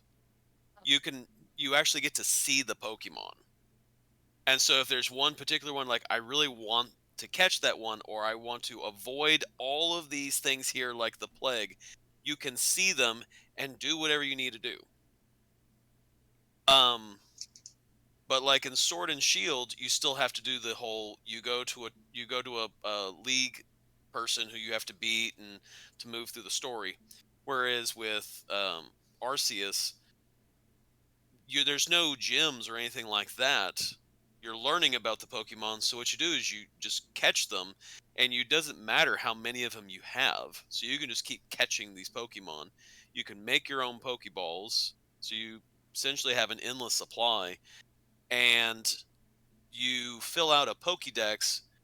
The more you catch, the more you use their different moves, the more you fill out a Pokédex for each Pokemon, and that's actually how you progress through the game. Essentially is by actually, yes, you're out to catch them, but you're also out to actually learn about the Pokemon. And it's a far more like, I have been enjoying just taking the ones I've caught and been like, all right, we're gonna fill out your Pokédex, and then we're gonna go to the next one and do the same thing, and then we're gonna go somewhere so you guys can level up or do what I need to do, and then do the next part. And so Trevor is further through the game than I am, but I'm on a higher like character level than he is in the game, because I'm actually doing what you're supposed to be doing in the game, like filling out the levels and everything. But I'm thoroughly enjoyed it, and currently enjoying it. Trevor has sort of fallen off the bandwagon with it and is now playing Smash Brothers, which I'm a little jealous of, because I bought Smash Brothers specifically for me, and then he saw that I had it, and he was like, "Can I play it, Dad? Please?" I was like, "Dang it. There's no reason for me to hold this back because I'm still trying to do this." Fine, you can play it. Because he's been playing it at his grandparents' house. They bought they bought the kids the TV Switch, so that way they can actually like they can play the Switch on the TV. And Smash Brothers was the game that they got. And let me tell you, Trevor is a mean player. Pit is his best player, his best character. And Trevor is vicious with Pitt. Just saying. Get him online. I'll smack him around a little bit. Except probably won't because I haven't played in like a year. Well, no, that's the thing is that so when we first played, I was winning consistently. And then at some point, Trevor, we were going through, we were unlocking characters, and he was like, "Ooh, Pitt." And when he played Pitt, that's the first time he got first place was with Pitt. And so he kept playing Pitt. And Pitt is just stupid broken in multiplayer because he literally, you just hold the button down and he just slices and dices you. And then when you're like, "Well, I'm going to hit you," and he's like, "No, I'm going to do this." And I mean, he's like, Trevor has just, it's sort of like in Street Fighter 2 where you play one character long enough, you're like, okay, when someone gets close to this, I can hit them with this, and I can do this to pull them to me and to do all this. And Trevor's figured that out with Pitt. And Pitt is well balanced enough as a character that he's really hard to get to unless you're like, "I'm going to go after you long distance," or unless people are doing all the random Pokeball, whatever stuff that happens in the environment around you. Unless you're doing that and you gang up on Trevor, Trevor usually will do enough to knock other players out, but also stay out of hard situations to win. So he's doing really well in the game. Thus the reason why I'm jealous of the fact that he's playing my game right now, because that means he's getting better and I'm not. Oh, I feel like we Let's should talk point about out the real reason why I'm jealous. I feel like we should point out this is not high level play, obviously. No, it's not. not that you're missing out on having this experience with your son. It's that he is getting leet and you are not. It's you just true. made me use the word leet, so. God, and I'm so old that just made sense to me, and I was like, yeah, and didn't even realize what you said. Oh, great. Now I feel bad. Thanks, Brian and Dirk. You're welcome. You made him say it, and then he's the one that said it. I pulled him just like Trevor does to me. "Hey, Dad, you're gonna come get me, aren't you? You know you're down one life. You have to beat me in order to win. All right, let's see if I can get you to do this." "No." "All right, I'm gonna come get you." He's like, "Okay." He doesn't actually say that. He just whoops me up. Yeah, that's pretty on the nose, Dirk. I'm kind of surprised you fall for that, but. I know. Problem is that I was rocking Link, but the problem is I know enough about how to play and everything, and I was getting decent with Link in his moves, but I hadn't. There was just I don't know, like the Switch controllers when you're playing with the individual Joy-Cons, really hard because I'm an adult and my hands are too big for the little individual Joy-Cons. So I could do fine with, all right, I'm gonna hit and do and jump and be like, all right, I need to make sure you do all this stuff to win. But then Trevor because his hands are smaller, he's able to function with the controllers better. And I'm just like, I'm hitting these 4 little buttons at the same time, and I'm hoping, please be the one that makes me jump so I don't fall and die. So yes. Now I feel like I should bring my Pro controller and come over and just smack both of you around. Yeah, Something tells me, even though I haven't played in a year and I'm not good, I could probably still kill you both. Yeah, well, that's the thing, is I'd probably have to get a big controller so that way I can actually play decently. But yeah, it was the thing that the grandparents got because they wanted to have the kids over more, and they're like, well, if we have the kids over, then there needs to be something for them to do. So that's why they went and got them a a Switch.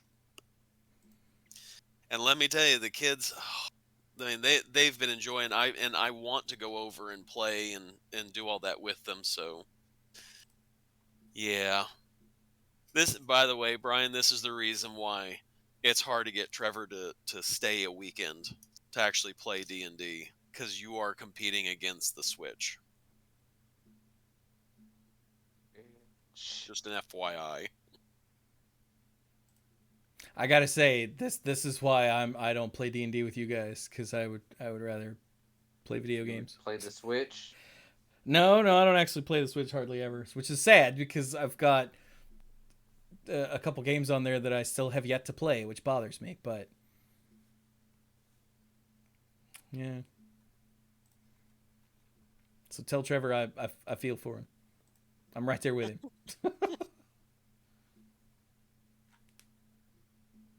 Shut up, Mike. Okay.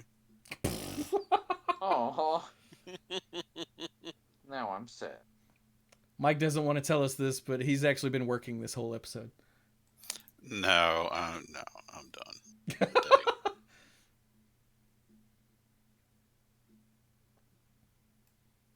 You been up to anything interesting? It's a good question. Is I'm it?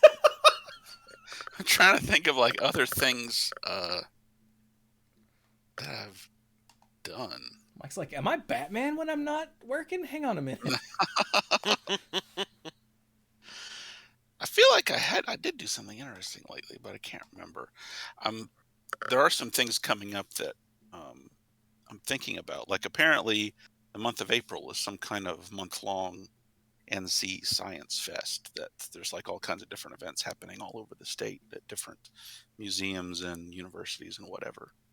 And there's some stuff happening nearby the next couple weeks that look pretty cool. Like tomorrow night, there's a talk at GTCC about the geology of Venus, so that'd be cool. And then Wait, when? tomorrow night at 7:00, Hmm. there's a lecture at GTCC campus. Interesting. Ashley overheard me talking about it. She says you need to come on out and see it with us.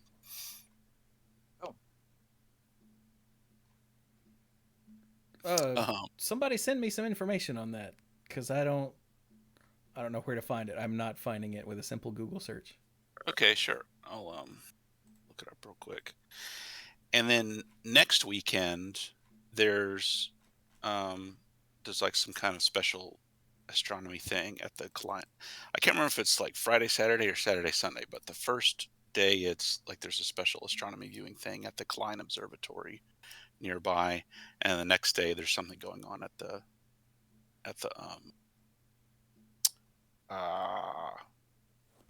science the Greensboro Science Center. Yeah. So yeah, there's some interesting things coming up. Oh, I found it. Okay, good.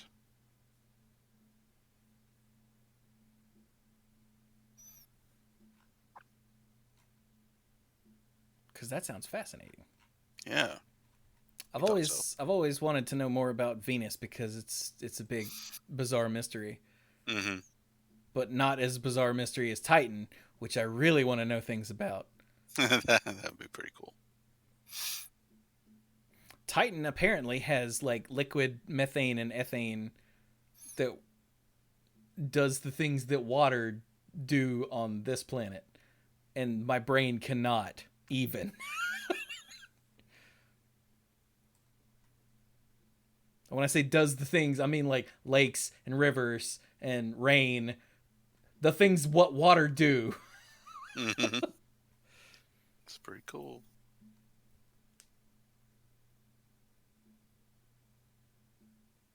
Wait, it says a virtual presentation. Is it an in-person thing too? Oh, it says virtual presentation. For some reason, I didn't see that. Just a second. Uh-oh. Might have just saved Mike a disappointing drive.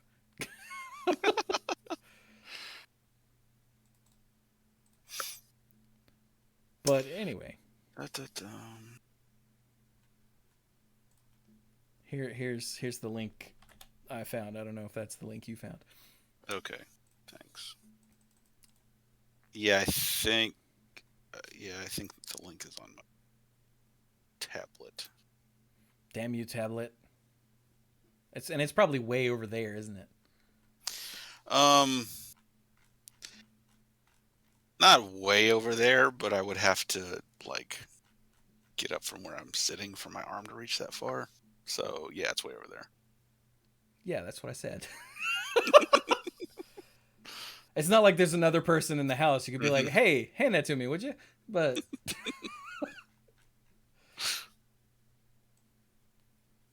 Mike is a strong, independent man. He don't need no woman. Except for, all the time. Yeah, except for constantly. Stellar Society lecture will be a virtual presentation at 7 p.m. Me. Yeah, because I was looking for location, and all I found was this button that says join via Microsoft Teams. And I went, I don't think...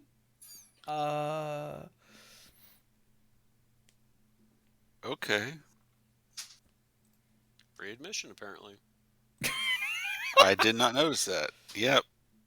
We're about to get in the car and show up at a dark lecture hall. That hopefully has really good internet. Hopefully. And it's totally not haunted. Right. Didn't one of the schools in Greensboro have a haunted building? Mary Faust, wasn't it? No, it wasn't our school. Mary Faust wasn't haunted. It just had weirdos living in it. Yeah, not like a haunted house, Dirk, like the thing that... Yeah, not like an entertainment thing, like stories of actual ghosts. It was either Guilford College or Greensboro College, but I always got those confused because one was right next door and one was across town. But because Greensboro is the name of the city and Guilford is the name of the county, like my brain absolutely could not tell those two apart. Greensboro College was the one that was right next door, right? So, yeah. I think so. Yeah. But one of those two had tales of a haunted some kind of building, which, now that I'm older, no, it didn't. But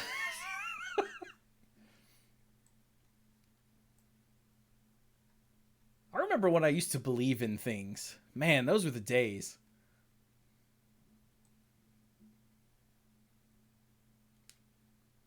Well, speaking of believing in things, it's after 10. I think I'm going to be heading out pretty soon. Uh-oh, Brian believes it's bedtime. Probably. Is that the placebo effect? Like, oh, it's late. But I was just going to say that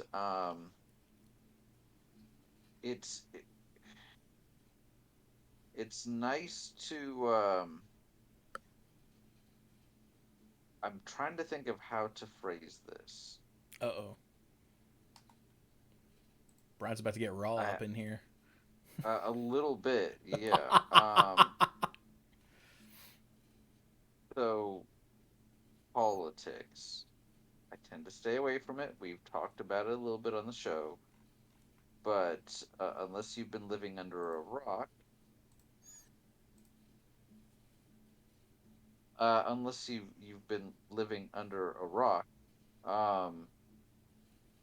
we are in the process of confirming a new justice to the United States Supreme Court, and it looks like things will be that person will be confirmed.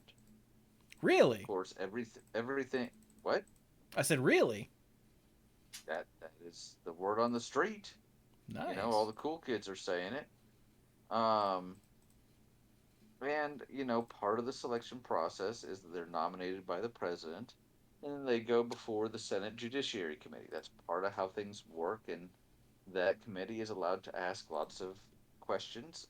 You can, for reference, you can see the last couple of confirmation proceedings for justices that are now on the court from the last couple of years, just as an interesting contrast.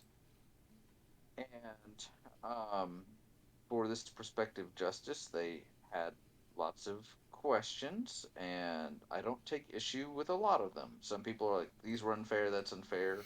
Well, I think if you're going out for this job, you need to be prepared to put up with a lot of questions, fair or not.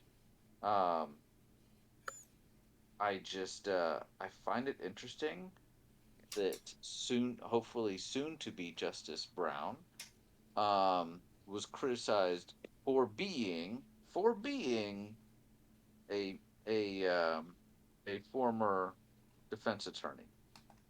Just, oh wow, she uh she did that, as if, you know that's something to be reprimanded for.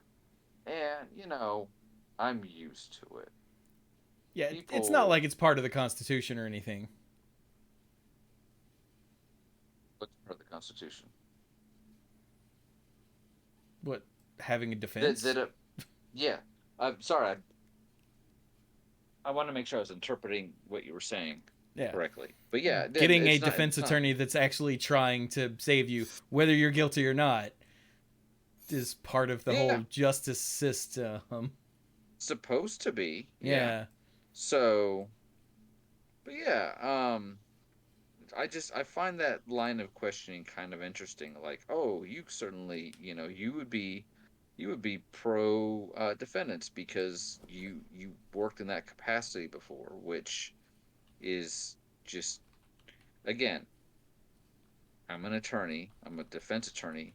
I have heard all the jokes. You are literally incapable of telling me a lawyer joke, especially a um Like a dumb a one. defense attorney joke Oh. th- that I mean, okay, I was going to say, sorry, that's just a little distracting. I might have to mute that. Um that I haven't heard before. There's probably some, but you kind of get used to it because people just assume, "Oh, you're a scumbag," which is really too bad. But I'm sorry, there's something ironic about politicians. Politicians making fun of a judge with years and years of experience, questioning her ability to do her job because she simply had that title for a while, when I think it's safe to say that the public opinion of politicians is not great right now. Like, feels a little, mm, really. I mean, you guys. I mean, it's not like they actually care about anything about her. Oh no, Like, it was all clearly just not. performative nonsense so they could spout their whatever their current talking points are. At Yes, least for the Republicans that questioned her, they were all just spouting their own conspiracy theories and talking points and nonsense that have literally nothing to do with the judge or being a Supreme Court justice or anything at all. Hmm. Like Ted yeah, Cruz asked her if she agreed that babies were racist, and no right. one punched him in the Which was a face. which was a remarkable restraint on their part. But yeah, just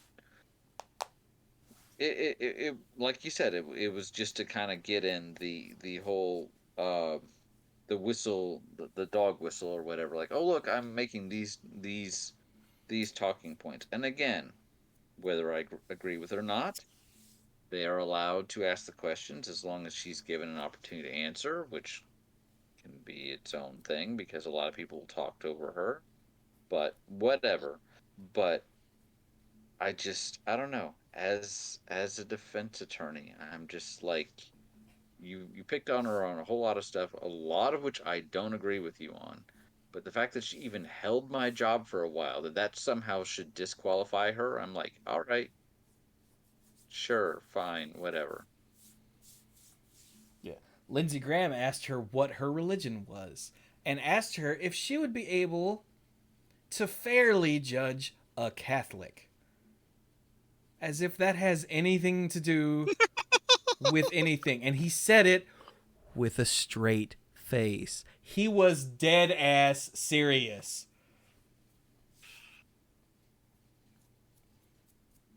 Like, it's all just nonsense. Yeah. Apparently, But- the only reason that we have the confirmation hearings is because they were all white dudes and normal white bread waspy ass white dudes, and then somebody, I forget which president, was like, and here's someone that's Jewish, and everyone was like, oh no, we need to have confirmation hearings now, and they've just been a thing ever since. Did not know that. Yeah. Like, the first one that had to go through it was a Jew, because of course. And I am both saddened by that and yet not surprised.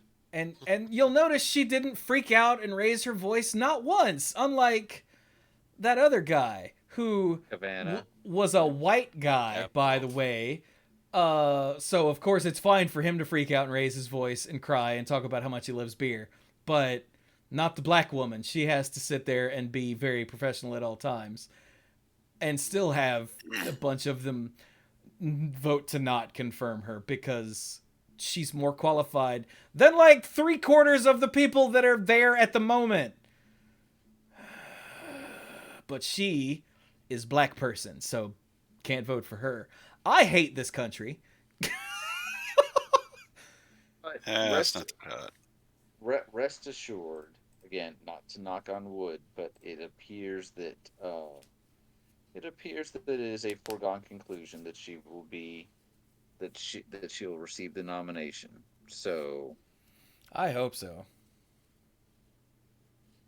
that Like, I've that done appears- some digging, and yeah, she's especially more qualified than the last two idiots that got in. By like a lot. I mean a lot. Anyway, So that is my final thought, and this has been a really interesting conversation, and I'm glad to spend the time with you guys. So you guys enjoy the rest of your evening, such as it is, and we'll talk again soon. yeah, next time you come to my town, freaking let me know. I'll get right on that. Dang it, man. Bad at this game. Very bad at this game. Bye bye. Night B.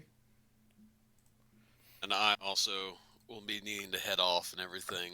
Yeah, we're gonna kill it. So, anybody else got anything pressing? I guess that answers that. No? Okay. Did I mute accidentally or mute everybody? No, you're there. No, Oh, okay. Just we hear you. We're just like, no, we're good. Yeah. all right. Silence speaks volumes, I guess. Oh, by the way, today is apparently you'd never know it from being here on Twitch, but today is the Trans Day of Visibility, and so, yeah, Twitch decided to make today Mod Appreciation Day, and all of their nonsense is about, oh, appreciate your mods, and the trans people are like, thanks, dick. So, but yeah, I usually don't do all of the hashtag nonsense on Twitter, but today I did want to point out that to all of my trans friends and followers and fans and viewers and community members out there, I'm so sorry that factors of the government and a large portion of stupid people are trying their best to make you invisible. I hate those bastards with every fiber of my being. I see you. I love you. And I'm glad you're here. And we all, well, all of, people that aren't terrible also see you and love you and are glad you're here. Absolutely.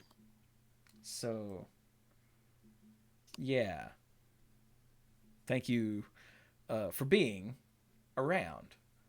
Whether it's, as part of our community or just existing as yourself, we appreciate you. And it's sad that we have to say that to an entire group of people in the year 2022. I hate it here. But anyway, I guess we're done.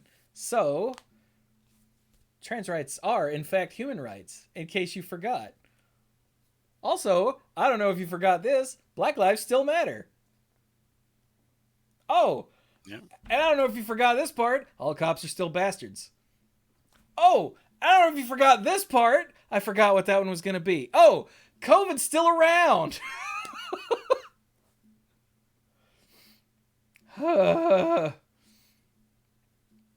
So, yeah. Maybe don't, get a disease and then give it to other people and then they give it to other people who, are vulnerable. Maybe don't do that. Wear a mask for God's sake. Jesus. Anyway. Yeah, we'll be done. So, this has been fun. I like the way, like, I asked the Discord for topics, and we got a couple, but we never actually got to them because we kept having things to talk about. Mm-hmm. That makes me happy. It's good. I was genuinely getting, because these guys don't use our Google chat to actually chat. Occasionally, there would be a minor amount of chatting. But, like, Bill and Clues and I still use our Monday Night Magic chat to just shoot the breeze about stuff constantly. And these guys just don't. And I'm like, are we capable of just talking to each other anymore? And yes, we are. Without taking a breath for how long have we been going? Like 2.5 hours. So that's good. Yeah. So it's just the Google chat format, I guess. We're better at talking out loud to each other.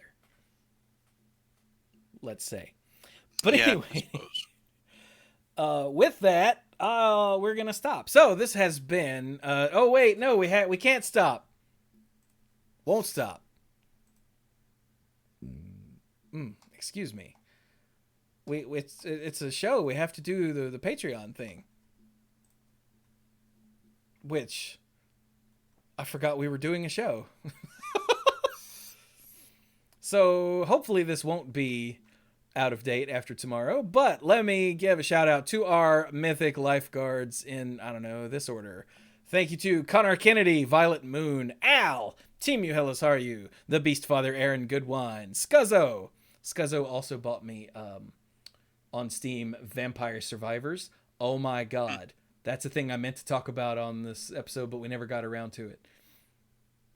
PJ McMullen, Beardy Man, Pinball Witch, John Parker, Jason Kaus, Casey, Jake Janssens, Mr. Dr. Lewis, Jason Doan, Andrew Hunt, Gothic Man, Kim Ho, Cody Buckowing, and ALK Alters. Thank you all so very much. Real quick, Vampire Survivors. You guys know the concept of a twin stick shooter? Yes. Where you move with this stick and you shoot with this stick? It's a one stick shooter. Like it's like 8-bit style graphics and it's top down but the whole thing is about moving because all of your attacks happen automatically at regular intervals depending on whatever weapons and power-ups and whatnot you have. And it's all about time. You have to survive as long as possible. And you level up by killing enemies, and sometimes they drop little, I call it jello packs. I think they're gems, but they look like little cups of blue jello. And so you eat all Jello, and once you get enough, you level up, and that gives you either you can pick another weapon or some other upgrade, like weapon cooldowns decrease, or the area effect of your weapons increases, or whatever. Or, I forgot what I said. You get a new weapon, or you can get a different upgrade like that, or you can upgrade your current weapon. So, like, the first character that you start with has a whip that just goes whoosh in the direction you're looking. And the second upgrade, I think, gives you one in front and one behind. And then it increases damage and increases area and blah, blah, blah, blah, blah. And it's just an automatic that happens all the time.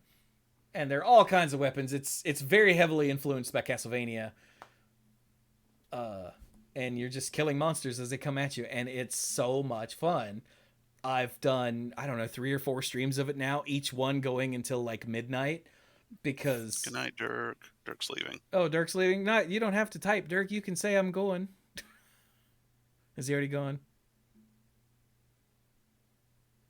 I guess so. Yep, sorry. I Oh, he muted was myself. muted. Try not to interrupt you. So, by Yeah, all means, I try not to interrupt. But yes, I have to head to bed. Night, Bye, guys. Dirk. But yeah, it's a lot of fun, and it's highly addictive. And on a good run, around the 20-minute mark, you feel like a god. Because it's all about the swarm. Like, there are enemies constantly surrounding you at all times. And you just have to level up your weapons and acquire new weapons and whatnot to get more better. And you can evolve weapons if you have, like, the right weapon and you level it up all the way and you have some other upgrade. Each one has a different one that goes with it.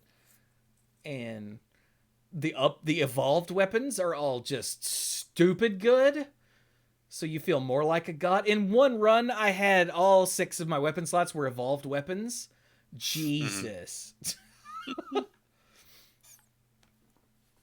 And it's still in early access, and there are regular updates. Like, they're adding new weapons and new characters and new items and new levels just relatively frequently. And yeah, it is a lot of fun.